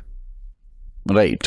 ये उसके चरित्र में जाएगा, आपने जो कहा वो चरित्र में नहीं जाने वाला उसके। बट उसके साथ में अगर आप ऑनेस्ट होने का एग्जांपल वहां पे भी दे देते हो, देन उसकी प्रोग्रामिंग में आ जाएगा। वो प्रोग्रामिंग इसे कहते हैं संस्कार देना, जो हम कहते हैं ना संस्कार, संस्कृत में कहते हैं, वही तो संस्कार है कि कंडीशनिंग ही तो संस्कार है। हाँ, मतलब हम संस्कार इस तरीके से पुट ऑन कर रहे हैं कि उनको रोज सिखा रहे हैं, बेटा सच्चा रहो, बेटा ऑनेस्ट रहो, बट जब एक्शंस की बात आती है तो चीजें कंप्लीटली बदल रही हैं। हाँ, अपने एक्शन में लो, जो भी बच्चों को आपको सिखाना है ना, एक्शन में लो। इवन अगर सपोज माँ बाप आपसी प्रॉब्लम को सपोज एक दूसरे पे चिल्ला के और एंजाइटी में रिजॉल्व कर रहे हैं, जब उनमें कॉन्फ्लिक्ट आ रही है, तो ये बच्चा कॉन्फ्लिक्ट मैनेजमेंट भी सीख रहा है कि कॉन्फ्लिक्ट को ऐसे सॉल्व किया जाता है। सपोज वो देख रहा है कि इन दोनों के बीच में झगड़ा होता है, तो ये चुपचाप हो जाते हैं, ये लड़ाई कुछ नहीं करते, चुप हो जाते हैं और अवॉइड करते हैं एक दूसरे को कहना। तो फ्यूचर में वो ये स्ट्रेटेजी को डेवलप कर लेगा, तो उसकी भी स्ट्रेटेजी यही होगी, जब ये किसी से नाराज होगा तो तो ये जाके सामने बात करने के बजाय बिल्कुल साइलेंट होके बैठ जाएगा कि ये तरीका है प्रॉब्लम सॉल्व करने का। छोटी छोटी चीजें ऑब्जर्व करके ऐसा ले रहा है जो हम समझ ही नहीं पा रहे हैं। यस, क्योंकि आप देखो ना कि बच्चा तो एक ब्लैंक स्लेट आया है। आप जब पैदा हुए तब आप क्या हो, देखो आप एक बॉडी हो, एक ब्रेन है और अंदर कुछ फिक्स प्रोग्रामिंग है और बहुत सारी खाली जगह है। हाँ, बहुत सारी खाली जगह है जिसमें नए प्रोग्राम आ सकते हैं। एग्जैक्टली जब आप घर नया लैपटॉप लाते हो, उस लैपटॉप में हार्डवेयर है, कुछ एप्लीकेशन पहले से डली हुई हैं और फिर आप उसमें नए नए एप्लीकेशन डाल के उसके यूसेज को और बढ़िया कर सकते हो। फिर आपके ऊपर डिपेंड है आप क्या उसके अंदर एप्लीकेशंस डाल रहे हो। तो बच्चा भी जब आया ऐसे ही तो आया। वो आया जब बॉडी थी, ब्रेन थी, कुछ फिक्स एप्लीकेशंस थी जो पहले से थी उसमें। एक बेसिक पर्सनालिटी फिक्स होती है आपकी। आपने देखा होगा एक बच्चा जब पैदा होता है, कुछ बच्चे एक्सट्रोवर्ट होते हैं, कुछ इंट्रोवर्ट होते हैं, किसी से बिना सीखे भी तुरंत किसी की गोदी में चले जाएंगे। कुछ हैं जो डरेंगे। डॉग से आप देखो, कुछ बच्चे डॉग्स के साथ फ्रेंडली है, कुछ उससे डरते हैं, देखते ही डर के भाग। हाँ, मतलब मेरे केस में मेरी लड़की है वो बहुत फ्रेंडली है, मेरा लड़का डरता है। हाँ, जबकि उनका डॉग से पहला कोई इंटरेक्शन नहीं है, फर्स्ट इंटरेक्शन में भी लविंग है वो। तो यानी कि एक बेसिक पर्सनालिटी बच्चा लेके आता है, जेनेटिकली लेती है, उसकी एक पर्सनालिटी है, लेकिन फिर उस पर्सनालिटी के ऊपर लेयर्स चढ़नी चालू होती हैं जो हमारी अपब्रिंगिंग से आती है। राइट। तो पहले 7 साल जो सबसे ज़्यादा इन्फ्लुएंस है वो प्राइमरी केयर गिवर्स का है, जो हमारे माता पिता हो गए, जो सबसे ज़्यादा हमारे साथ समय बिता रहे हैं, पहले 7 साल उनका इन्फ्लुएंस सबसे बड़ा है। फिर आपके सेकेंडरी केयर गिवर्स हो जाते हैं, यानी कि आपके टीचर्स, आपके दोस्त। फिर देखते हो ना, आपके एक बच्चा जब 7 साल के बाद में टीनेज तक आता है, तब तक माँ बाप की बातें अब उसे अच्छी नहीं लगती हैं। अब माँ बाप प्रोग्राम नहीं कर सकते उसे। एक टीनेजर बच्चे को माँ बाप की बातों का फर्क नहीं पड़ता है। टीनेजर बच्चा अपने दोस्तों से पीयर प्रेशर में ज़्यादा काम करता है, फिर उसका सराउंडिंग काम करता है। तो स्पेशली उसका जो आसपास के लोग हैं वो उसके मेन सोर्स बन जाते हैं उसकी कंडीशनिंग के, और फिर साथ में उसके खुद के एक्सपीरियंसेस शेप करने लगते हैं। राइट। कि उसको खुद क्या एक्सपीरियंस मिल रहे हैं। तो जैसे मैंने तो एज अ पेरेंट मेरे बच्चे को सिखाया कि दुनिया में सब लोग अच्छे होते हैं और अच्छों के साथ में अच्छा होता है। आप सबके साथ में अच्छे रहोगे तो लोग भी आपके साथ में अच्छे रहेंगे। लेकिन मैंने स्कूल में देखा कि मैं इस व्यक्ति के साथ में अच्छा था, फिर भी इसने मेरे साथ धोखा किया, मेरे साथ चोरी कर ली। तो अब मेरा ये टीचिंग चैलेंज हो गया। तो अब मैं अपने पर्सनल एक्सपीरियंसेस से भी नए बिलीफ बनाता रहूँगा। Right. This is how it work. So ये आपने ना बहुत बेटर तरीके से एक्सप्लेन किया है कि किस तरीके से हम अपने बच्चों के अंदर वैल्यूज़ भरते हैं। मतलब हर एक सवाल का बहुत बारीकी से जवाब दिया है। एक और बहुत बड़ा इश्यूज लास्ट काफ़ी सालों से हो रहा है कि सुसाइडल केस कम एज के 14 साल 15 साल 18 साल 12 साल, क्या रीजन है सर इसके? तो एक रीज़न तो जो एकेडमिक प्रेशर है। तो आप देखो ना, बच्चे 10th में नंबर कम आते हैं, सुसाइड कर लेते हैं। ठीक है, ऐसा कुछ डेटा मुझे एग्जैक्टली याद नहीं है, बट ऐसा कुछ डेटा है कि हर रोज़ भारत में 10 बच्चे शायद सुसाइड कर रहे हैं। 10 बच्चे, जिसमें से कई केसेस एकेडमिक प्रेशर की वजह से होता है। 10th की परीक्षा में नंबर लाना ज़िंदगी से ऊपर हो गया है। मतलब ये किसी ने डाला ना उसके बच्चे में, वरना नेचुरली तो किसी में नहीं है ऐसा। बहुत से बच्चे तो फेल हो के भी मस्त हैं, खुश हैं, पिटाई खा के भी खुश हैं, उनको फ़र्क ही नहीं पड़ रहा। लेकिन जिस बच्चे ने सुसाइड कर लिया, यानी कि सोचो उसको कितना, मतलब उसकी सेल्फ वर्थ, आपने उसकी सेल्फ वर्थ को, कि वो उसकी लाइफ कितनी वैल्यूएबल है, उस सेल्फ वर्थ को नंबर से जोड़ दिया आपने। कभी भी किसी पेरेंट को ये नहीं करना चाहिए। आपकी सेल्फ वर्थ आपके उस नंबर से जुड़ी हुई नहीं है। पेरेंट्स को यही प्रोत्साहन देना चाहिए अपने बच्चों को कि आप नॉलेज के लिए पढ़ो, आप शिक्षा लेने के लिए पढ़ो, कि आपको ज्ञान कितना मिल रहा है, सब्जेक्ट की समझ कितनी आ रही है, वो ज़्यादा इम्पोर्टेंट है। तो मार्क्स जो आएगा वो बाय प्रोडक्ट होगा उसका, आप कितना समझोगे उसका बाय प्रोडक्ट है, और कुछ भी नहीं है वो। सो कभी भी इतना मत बच्चे पे प्रेशर डाल दो कि उसको लगे कि तुम्हारी वैल्यू ही नहीं है, अगर तुम्हारे नंबर नहीं है तो ज़िंदगी का मीनिंग ही नहीं है। दूसरा, आजकल आप देखते हैं कई बच्चे सुसाइड इसलिए भी कर लेते हैं क्योंकि सोशल मीडिया पे ट्रोलिंग होती है। रिसेंटली आप देखें कुछ केसेस हुए थे ना, जहाँ पे वो एक बच्चा शायद कोई फीमेल ड्रेस में नाच लिया था या कुछ था, तो नीचे इतना उसको ट्रोल किया कि that person committed suicide, right. तो एज अ ह्यूमन हमें ये वैल्यू सिस्टम डालना चाहिए कि हम किसी के प्रति सेंसिटिव रहें, थोड़े से कंपैशन की भावना रखें, करुणा एक रहनी चाहिए लोगों के प्रति, कि हम जो कहते हैं उससे किसी की भावनाएं आहत हो सकती हैं, Right. तो उतनी सेंसिबिलिटी हमारे एजुकेशन सिस्टम में भी रहनी चाहिए कि कंपैशन जो है वो, आई थिंक जैसे बुद्ध ने कंपैशन पे बहुत बात की, तो कंपैशन थोड़ा सिखाना चाहिए, एम्पैथी थोड़ी सी होनी चाहिए, तो वो भी एक है। तीसरा, पीयर प्रेशर या कंपैरिजन, इस लूप में नहीं रहना चाहिए। आज सुसाइड नहीं कहें तो आप देखें कई लोग एक्सीडेंटली भी मर जाते हैं रील शूट करते करते। वो डेंजरस किसी ट्रेन के पास में शूट कर रहा था, ब्रिज पे लटक के शूट कर रहा था, क्योंकि उसे व्यूज चाहिए थे। अल्टीमेटली उसने, यहाँ पे भी आप देखो ना, ध्यान से देखो तो views are bigger than self worth, right. कि या फिर मेरी सेल्फ वर्थ, मेरे होने का मीनिंग तभी है जब मेरे पास में व्यूज हैं। तो अपनी होने को भी दाव पे लगा रहा है। राइट, व्यूज और फॉलोअर्स के पीछे भी पीपल आर मैड। यस, तो वो पीयर प्रेशर है ना, कंपैरिजन है ना, तो इन चीज़ों को हमें थोड़ा सा हटाना पड़ेगा। आपने तो बहुत सारी लाइव सेमिनार्स की है, बहुत सारी ऑनलाइन सेमिनार्स, बहुत सारी ऑलमोस्ट 20 लाख के आसपास लोगों की लाइफ में आपने एक्सट्रीम चेंजेस किए हैं, इतने सारे लोगों को गाइडलाइन किया है, प्लस आपने बहुत सारी बुक्स लिखी हैं। तो आपकी बुक्स के बारे में मैं पूछूंगा कि आपका बुक्स लिखने के पीछे का मोटो क्या है सर? हाँ, मतलब एक अलग फॉर्मेट है कि मतलब कई बार आप हर समय तो प्रोग्राम नहीं ले सकते, हर समय आप नहीं बोल सकते, और कई लोग हैं जो सीधा शायद प्रोग्राम अफोर्ड भी नहीं कर सकते। तो बुक एक थोड़ा सा चीप रास्ता है, मतलब सस्ता है, और बहुत से लोग होते हैं जिन्हें सुनना या देखना पसंद नहीं है, पढ़ना पसंद है।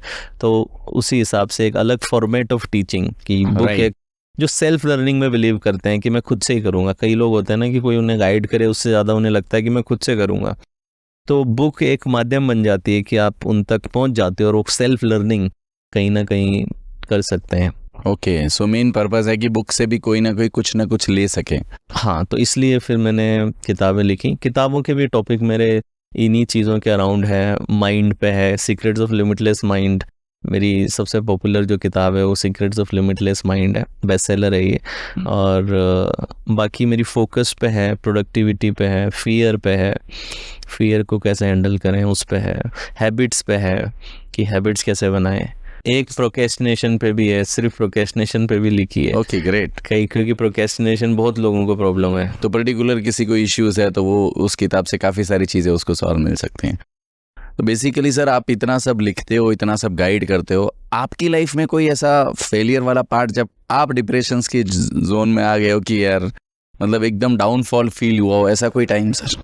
हाँ, डाउनफॉल तो आते रहते हैं ना, मतलब आप हमेशा तो ग्रो नहीं करोगे, लाइफ ऊपर नीचे तो चलती है। अभी रिसेंटली आप देखो, जब कोरोना आया था तो कोरोना में बहुत बड़ा डाउनफॉल था, ठीक है, पर मैंने देखा है कि मैं डाउनफॉल को एक्सटर्नल डाउनफॉल की तरह ही देखता हूँ। तो हमारे प्रोग्राम्स बुक्ड थे, वो सब कैंसिल हो गए, ऑलमोस्ट 70-80 लाख रुपीज़ का नुकसान सीधा, क्योंकि लॉकडाउन लग गया। और हम तो पहले सिर्फ फिजिकल करते थे ना, ऑनलाइन नहीं करते थे। राइट। तो ऑडिटोरियम्स बुक रहते थे, होटल्स बुक रहते थे, पहले से एडवर्टाइजमेंट चालू होते थे, अखबारों में चलते थे, तो सब चीज़ें पहले से हुई हुई थी। कई प्रोग्राम ऑलरेडी फिक्स थे, जिनका एडवांस लोगों ने दे दिया था, वो उनके पूरे जिनके एक्सपेंस हम कर चुके थे, लोगों के पेमेंट आने बाकी थे, वो सब चला गया था। 70-80 लाख रुपीज़ का नुकसान हुआ था एक साथ। और आगे का पता नहीं, क्या आगे क्या करेंगे, क्योंकि आप देखें गैदरिंग तो 1-1.5 साल तक अलाउड नहीं थी। राइट। 1 साल तक अलाउड नहीं करी थी उन्होंने गैदरिंग तो, राइट। तो अब गैदरिंग कर ही नहीं सकते आप, 50 लोगों की लिमिट थी, शादियों में 50 की लिमिट लगा रखी थी, कहाँ हमें प्रोग्राम करने देंगे। तो बट कहीं ना कहीं एडवर्सिटी में अपॉर्चुनिटी भी आती है। That was the first time I started my online webinar, क्योंकि पहले मुझे ऐसा लगता था I was not comfortable in online, मुझे वो फिजिकल में ही प्रेजेंस में सिखाना ज़्यादा अच्छा लग रहा था। तो एक वो लिमिटिंग बिलीफ आ जाता है ना, तो वो एक लिमिटेड बिलीफ मेरा था। बट फिर जब मैंने ऑनलाइन चालू किया तो लोगों को तो वही इम्पैक्ट आया, वैसा ही मज़ा आया, उल्टा ज़्यादा बेटर था, क्योंकि लोगों को रिकॉर्डिंग्स रह सकती थी, घर से अटेंड कर सकते थे, तो काफ़ी फ़ायदे लगे लोगों को। तो एक तगड़ा बड़ा मूवमेंट बन गया, मतलब कि बहुत ही बड़ा मूवमेंट बन गया कि हज़ारों लाखों लोग उसे आकर के अटेंड कर गए 1 ही साल के अंदर। बट वो ऑनलाइन जब आपने चालू किया, ऑफलाइन से ऑनलाइन के बीच में जो दर्द वाला सफ़र जो रहता है, वो सफ़र के अंदर आपका दिमाग कैसे चलता था? उस सफ़र में देखो, मैं सबसे पहले मेरी एक आदत है जो मैंने 7 habits of highly effective people में सीखी थी, और कृष्ण भी इस पे बात करते हैं कि जो आपके कंट्रोल में है ना, आप उस पे अपना ध्यान लगाओ। ज़्यादातर व्यक्तियों की परेशानी कहाँ से पैदा होती है, हम ऐसी चीज़ों के बारे में सोच रहे होते हैं जो तुम्हारे कंट्रोल में नहीं है। कोरोना कब बंद होगा, सर्दी कब कम होगी, बरसात क्यों आ रही है, मार्केट क्यों डाउन है, महंगाई क्यों बढ़ रही है। तो आप ऐसी बातों पे चिंता कर रहे हो जिस पे आपका कंट्रोल ही नहीं है। तो मैंने सबसे पहले यही देखा कि यार कोरोना मेरे कंट्रोल में है क्या? नहीं। लॉकडाउन खुलाना मेरे कंट्रोल में है क्या? नहीं। गैदरिंग की लिमिट बढ़ाना मेरे कंट्रोल में है क्या? नहीं। तो ये सब चीज़ें तो मेरे कंट्रोल में नहीं है, राइट। मेरे कंट्रोल में क्या है, ये देखता हूँ। मेरे कंट्रोल में क्या है कि मैं शायद यूट्यूब पे वीडियो बना सकता हूँ, मैं अपनी किताब ज़्यादा लोगों तक ऑनलाइन पहुँचा सकता हूँ, या फिर मैं अपना कोर्स ऑनलाइन ले जा सकता हूँ। तो मैं पहले तो अपना फोकस यहाँ से शिफ्ट करता हूँ कि what you can not control से हटा के what you can control. And no matter आप कैसी भी स्थिति में हो, कुछ चीज़ें हैं जो आपके कंट्रोल में हमेशा रहती हैं, राइट। जैसे आप अगर ट्रैफिक में फंसे हुए हो, तो आप ज़्यादातर लोग जब ट्रैफिक में फंसते हैं तो क्या करते हैं? गुस्सा करते हैं, आजू बाजू वालों की ड्राइविंग स्किल को जज करते हैं, या फिर देश पे बोलने लगते हैं इस देश का कुछ नहीं हो सकता, इसका ये नहीं हो सकता, सरकार पे जाते हैं। पर इन सब बातों से क्या होगा उस पल के अंदर? ना तो ट्रैफिक आपके कंट्रोल में है, ना लोगों की ड्राइविंग स्किल आपके कंट्रोल में है। आपके हेल्थ इश्यूज, आप जो एंगर कर रहे हो, जो दिमाग में सोच रहे हो, दैट विल तो आप वेस्ट कर रहे हो ना। तब अभी आपके कंट्रोल में क्या है? आप शायद एक अच्छा गाना बजा के गाना सुन सकते हो अभी, that is in your control. आपके अगर 1-2 इंपॉर्टेंट कॉल है, आप फंसे हुए हो तो 1-2 अगर इंपॉर्टेंट कॉल है आप वो कर सकते हो।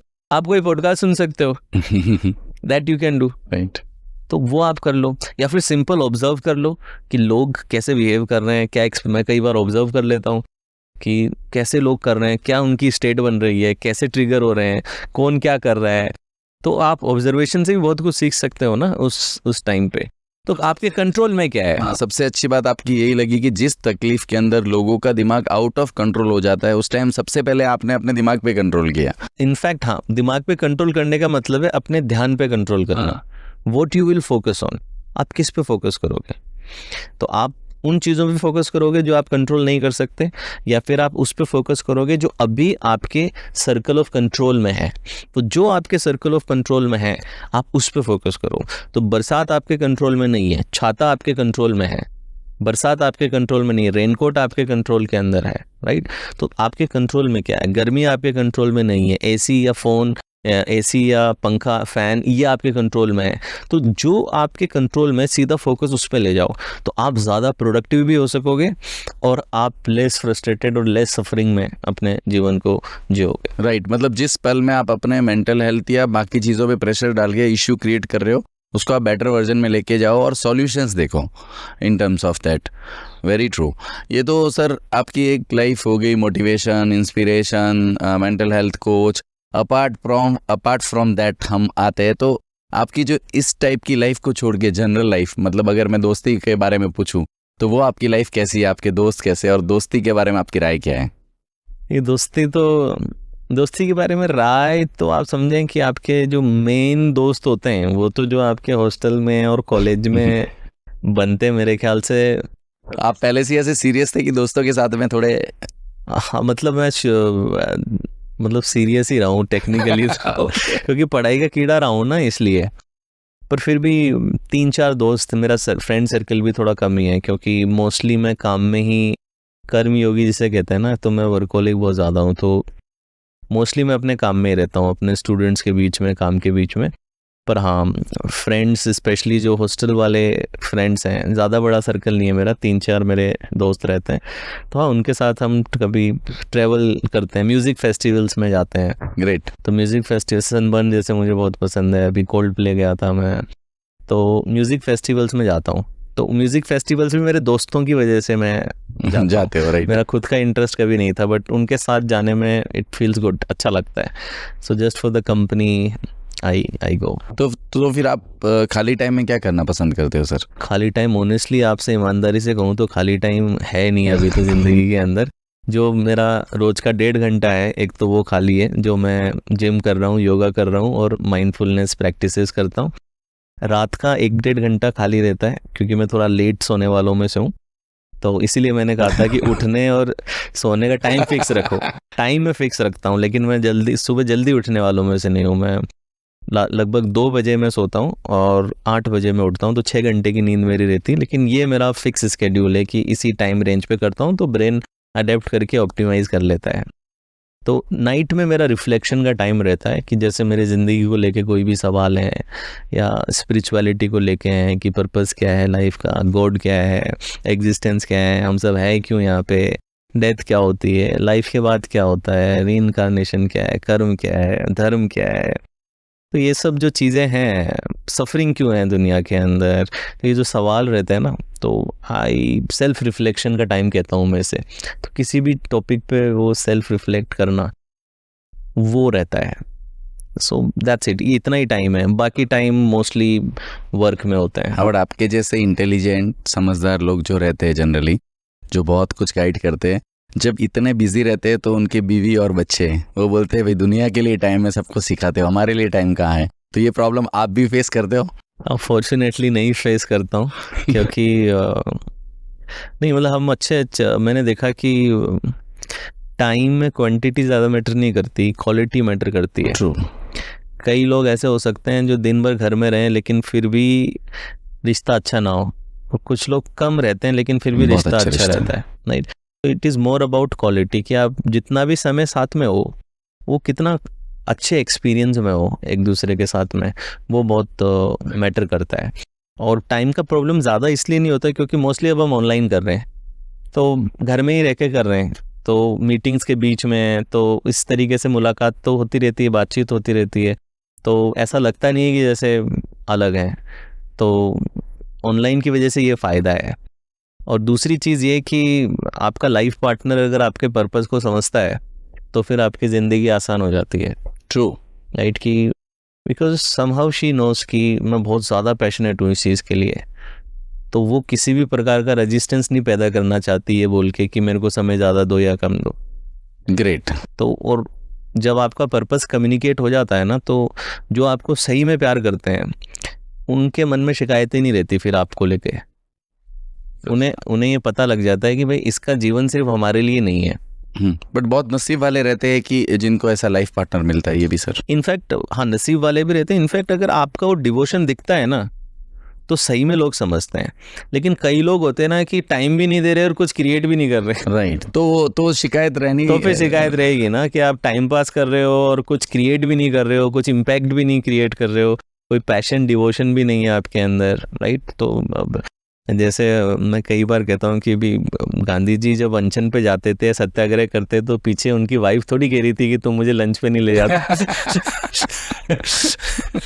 क्योंकि वो समझ गई ना कि इनका जीवन अच्छा किसी बड़े पर्पस के लिए कर रहे हैं। राइट। आप सचिन को देखें, सचिन की वाइफ ने कितने सैक्रिफाइसेस किए हैं। He was completely devoted to his work, जहाँ पे वो कई बार शायद बर्थडेज पे नहीं होते, फंक्शंस में नहीं होते हैं, but she could understand the purpose ना, कि उसका एक पर्पज है, तो शी अंडरस्टूड इट। तो उनका रिश्ता भी बना हुआ है और प्लस एक दूसरे से जो प्यार है वो भी है। तो आप अगर कुछ सही में फुल डेडिकेशन से कर रहे हो और उससे एक इम्पैक्ट क्रिएट हो रहा है और आपके पार्टनर को वो कम्युनिकेट हुआ है, राइट, तो जो आपको सही में प्यार करते हैं ना, वो आपके जीवन में किसी भी प्रकार की बाधा डालेंगे ही नहीं डालेंगे। और एक कहावत ये भी है कि उस टाइम पूरा यूनिवर्स आपको सपोर्ट करता है। यस, मगर फिर आपको भी उन्हें टेकन फॉर ग्रांटेड नहीं लेना है। मतलब आप जितना समय उनके साथ में, फिर आप पूरी तरीके से उनके साथ में। तो मैं साल में कम से कम हम 5 ट्रिप्स करते हैं, 5 trip in a year I do. India में तो कई होती हैं, मगर इंडिया के बाहर भी जाते हैं, बीचेस पे जाते हैं। तो वो 5-7 दिन जो होते हैं ना, वो मतलब 5-7 दिन में आपको एटलीस्ट 2-3 महीने की एनर्जी आ गई है आपके अंदर, वो बॉन्डिंग हो गई है। ये 5 ट्रिप वाला मुझे कट करना पड़ेगा, नहीं तो मेरी बीवी मारेगी मुझे। हाँ, मतलब कुछ तो सीखो। मुझे ऐसा लगता है कि हाँ, अगर ट्रैवलिंग साथ में आप कर रहे हो ना, तो एक तो हम जिम साथ जाते हैं, तो एक तो वो टाइम हमारा वैसे साथ में हो जाता है, गोल्स वहाँ पे अलाइनमेंट में। दूसरी चीज़ हम ट्रैवल करते हैं, तो at least 5 times in a year I travel. तो वो जो ट्रैवलिंग में आपकी बॉन्डिंग बनती है, साथ में कुछ आप एक्सप्लोर कर रहे हो और काफ़ी क्वालिटी टाइम साथ में स्पेंड होता है, वो एक वो एक बहुत स्ट्रॉन्ग रहता है। आपके किड्स सर? एक है मेरा अभी 5.5 साल का है। 5.5 साल का। जनरली भले ही 5.5 साल का, जनरली लोग आपको पूछते रहेंगे कि आप बच्चे को क्या सिखाते हो। मैं आपको ये पूछता हूँ कि वो 5.5 साल के बच्चे से आप क्या सीखते हैं? एक चीज़ जो मैं उससे सीखता हूँ, क्यूरियोसिटी बहुत है, हमेशा हर चीज़ को जानना चाहता है। ये क्यों होता है, वो क्यों होता है। तो क्योंकि हमारा बचपन तो पहले 5 साल हमें तो याद नहीं रहता ना, तो मैं उसको बहुत ऑब्जर्व करता हूँ। Okay, very good. कि वो क्यों पूछना चाहता है, ये क्यों जानना चाहता है। तो फिर मुझे लगता है कि कहीं फिर हमने भी किया होगा ना जब हम छोटे थे, तब कहीं ना कहीं। तो एक क्यूरियोसिटी मुझे बहुत अच्छी लगती है कि उसकी जो क्यूरियोसिटी है, वो प्लेफुलनेस, कि हमेशा वो खेलने की जो इच्छा है, खेलना बहुत है, और एक जॉय। मेरे को लगता है कि 3 ऐसी वैल्यू हैं जो हमारी नेचुरल वैल्यू हैं। जैसे फ्रीडम, क्रिएटिविटी, ये सब तो आती हैं, मगर प्राकृतिक 3 वैल्यू है हमारी जो आपको हर बच्चे में दिख जाएगी। आप देखें कि क्यूरियोसिटी होती है, हर बच्चा क्यूरियस है, जॉयफुल है, छोटी सी बात पे भी इतना खुश हो जाएगा, बलून देख के भी खुश हो जाएगा। ठीक है, आजकल वो फ्लिप करता है, वो छोटा सा फ्लिप करता है, वो फ्लिप उससे अच्छा हो भी नहीं रहा, थोड़ा सा भी हो रहा है तो भी खुश है कि इतना मैं बढ़िया कर रहा हूँ। तो वो जॉयफुलनेस है नेचर में। मुझे लगता है उसका सबसे बड़ा रीज़न एक ये लगता है कि उसको आने वाले कल की चिंता भी नहीं है, कल की कोई टेंशन नहीं है। और प्लेफुल है, खेलना चाहते हैं, उनको जब भी टाइम चाहिए खेलना चाहते हैं। मुझे लगता है कि जब हम बड़े होते हैं तो ये 3 चीज़ें ही निकाल देते हैं, ये निकाल देते हैं एक्चुअली, और तब लाइफ कॉम्प्लिकेटेड हो जाती है। क्यूरियोसिटी निकल गई, सबको ये लग रहा है कि मुझे तो सब आ गया, राइट। प्लेफुलनेस, खेलना बिल्कुल बंद हो गया है। ठीक है, और जॉयफुल तो चेहरे पे तो 12 बजे के आधे से ज़्यादा लोगों की तो 12 बजी भी रहती है हमेशा। EMI कैसे जाएगी, फ्यूचर कैसा होगा, बच्चा कैसा करेगा, वो चिंता में ही उसका जीवन जी रहा है कंप्लीटली। वो प्लेफुलनेस तो चली गई है उसमें से। तो जब हम कहते हैं ना कि अपने अंदर का बच्चा जीवित रखो, राइट, वो अपने अंदर का बच्चा जीवित रखने का मतलब है कि ये जो 3 वैल्यूज़ है ना, इनको जीवित रखो। वो क्यूरियोसिटी, वो प्लेफुलनेस और वो जॉय। कई बार छोटी छोटी चीज़ों में भी, सिर्फ ये नहीं कि बड़ी चीज़ों से मिलनी चाहिए, ये चीज़ें आपके अंदर के बच्चे को जीवित रखती हैं। अगर ये 3 वैल्यूज़ आपने जीवित रखी तो। मतलब एक बहुत बड़ा पॉइंट है आपका कि लोग बहुत बड़े लोगों से सीखते हैं, बट आप अगर एक आपके 5 साल के बच्चे से भी ये 3 चीज़ें सीख रहे हैं, मतलब आपकी सीखने की क्यूरियोसिटी भी कितनी है सर। हाँ, इट्स अमेजिंग। बहुत बच्चा तो बहुत सिखाता है मतलब। हाँ, बट सीखने वाले चाहिए ना। बच्चा क्या सिखाएगा यार, मैं उसको सिखाऊंगा, वैसी वाली मेंटेलिटी के साथ तो लोग जी रहे हैं। मुझे लगता है मैंने तो अभी तक उसे कुछ सिखाया ही नहीं, वो तो आपको देख के आपने कहा ना, योर एक्शन के से अपने आप सीख जाएगा। Yes yes. सर, आपका रोल मॉडल कौन है? रोल मॉडल में मुझे स्वामी विवेकानंद बहुत पसंद रहे, बचपन से जिन्हें मैंने आइडल माना। हमारे वहाँ रामकृष्ण मिशन के कुछ लेक्चर्स होते थे, तो मेरा छोटा भाई तो बहुत ज़्यादा उनसे कनेक्टेड रहता था, मैं भी उनसे बहुत कनेक्टेड रहता था। उनकी किताब मैंने पढ़ी, तो मैं सबसे ज़्यादा किसी की फ़िलोसफी से प्रभावित हुआ। वो जो एक आध्यात्मिक बीज मेरे में आया, तो वो स्वामी विवेकानंद से ही आया है। उनसे मैं बहुत प्रेरित रहता हूँ, और फिर बुद्ध से भी मैं बहुत प्रेरित रहता हूँ, क्योंकि मेरी रिसर्च माइंडफुलनेस पे रिसर्च है मेरी, कि माइंडफुलनेस कैसे वर्क प्लेस को इम्पैक्ट करती है, उन पे मेरा रिसर्च चलता है। तो बुद्ध से मैं बहुत इंस्पायर्ड रहता हूँ कि जिस तरीके का पाथ उन्होंने लिया, जो नॉलेज, एक्सपीरियंशियल नॉलेज जो उन्होंने शेयर करी, तो वो मुझे बहुत ज़्यादा प्रेरणा मिलती है। ये 2 लोग सबसे ज़्यादा मुझे प्रेरित करते हैं। Very nice. और अगर करंट टाइम में मैं आपको कहूँ कि कोई भी स्टार या कोई भी स्पोर्ट्स वाला बंदा या कोई भी क्रिकेटर, अगर आपको एक दिन के लिए कोई ऐसा कि मैं बन जाऊँ ये एक दिन के लिए, तो आप कौन सा इंसान बनना पसंद करोगे? स्पोर्ट्स में अगर देखें तो स्पोर्ट्स में धोनी एंड सचिन तेंदुलकर, ये 2 स्पोर्ट्स में। क्रिकेट में, फुटबॉल में मेसी। एक्टिंग में एज एन एक्टर जो मुझे सबसे ज़्यादा पसंद है वो तो इरफान खान थे। जो इरफान खान, नवाजुद्दीन सिद्दीकी, मनोज वाजपेयी जी, फिर ये राजकुमार राव, फिर अभी ये जो हैं जयदीप अलावत जो हैं पाताल लोक वाले। एज एन एक्टर मुझे ये सब लोग ज़्यादा पसंद हैं। As an inspiring story, Shahrukh Khan and Amitabh Bachchan ji का जो स्टोरी है वो मुझे बहुत इंस्पायर करता है। लाइफ जर्नी मतलब वो कौन से बैकग्राउंड से आते हैं, उन्होंने डाउनफॉल्स भी देखे और फिर कितना मैसिव इम्पैक्ट क्रिएट किया, कितना कुछ बड़ा बने। मतलब बॉलीवुड में कहते हैं कि आउटसाइडर नहीं रहते हैं, कि आउटसाइडर नहीं आ सकता, नेपोटिज्म, इतनी बातें करते हैं। जो बॉलीवुड का बादशाह है वही आउटसाइडर है, जो बादशाह है। हाँ। तो मतलब कहने को आप कह सकते हैं कि नेपोटिज्म है, ये है, वो है। इन सबको देखो ना आप, सिद्दीकी और ये सब बने ना, ये लोग बने। तो नेपोटिज्म, मुझे लगता है नेपोटिज्म सिर्फ आपको मौके दे सकता है, आपको सफल नहीं बना सकता। Very true. एक चांस आपको दे सकता है भले ही, एक की जगह 3 चांस मिल जाएंगे आप। हाँ, बट आपको स्टार तो आपकी एबिलिटी से ही बना। आपका पहला चांस जल्दी मिल जाएगा, आपको सुविधाएं मिल जाएंगी, आपका इनिशियल जो बिगिनिंग का संघर्ष है वो कम हो सकता है, मगर आप स्टार नहीं बन सकते। वो कहते हैं ना कि आप अमीरी या दौलत को तो इनहेरिट कर सकते हो, लेकिन आप सफलता को इनहेरिट नहीं कर सकते।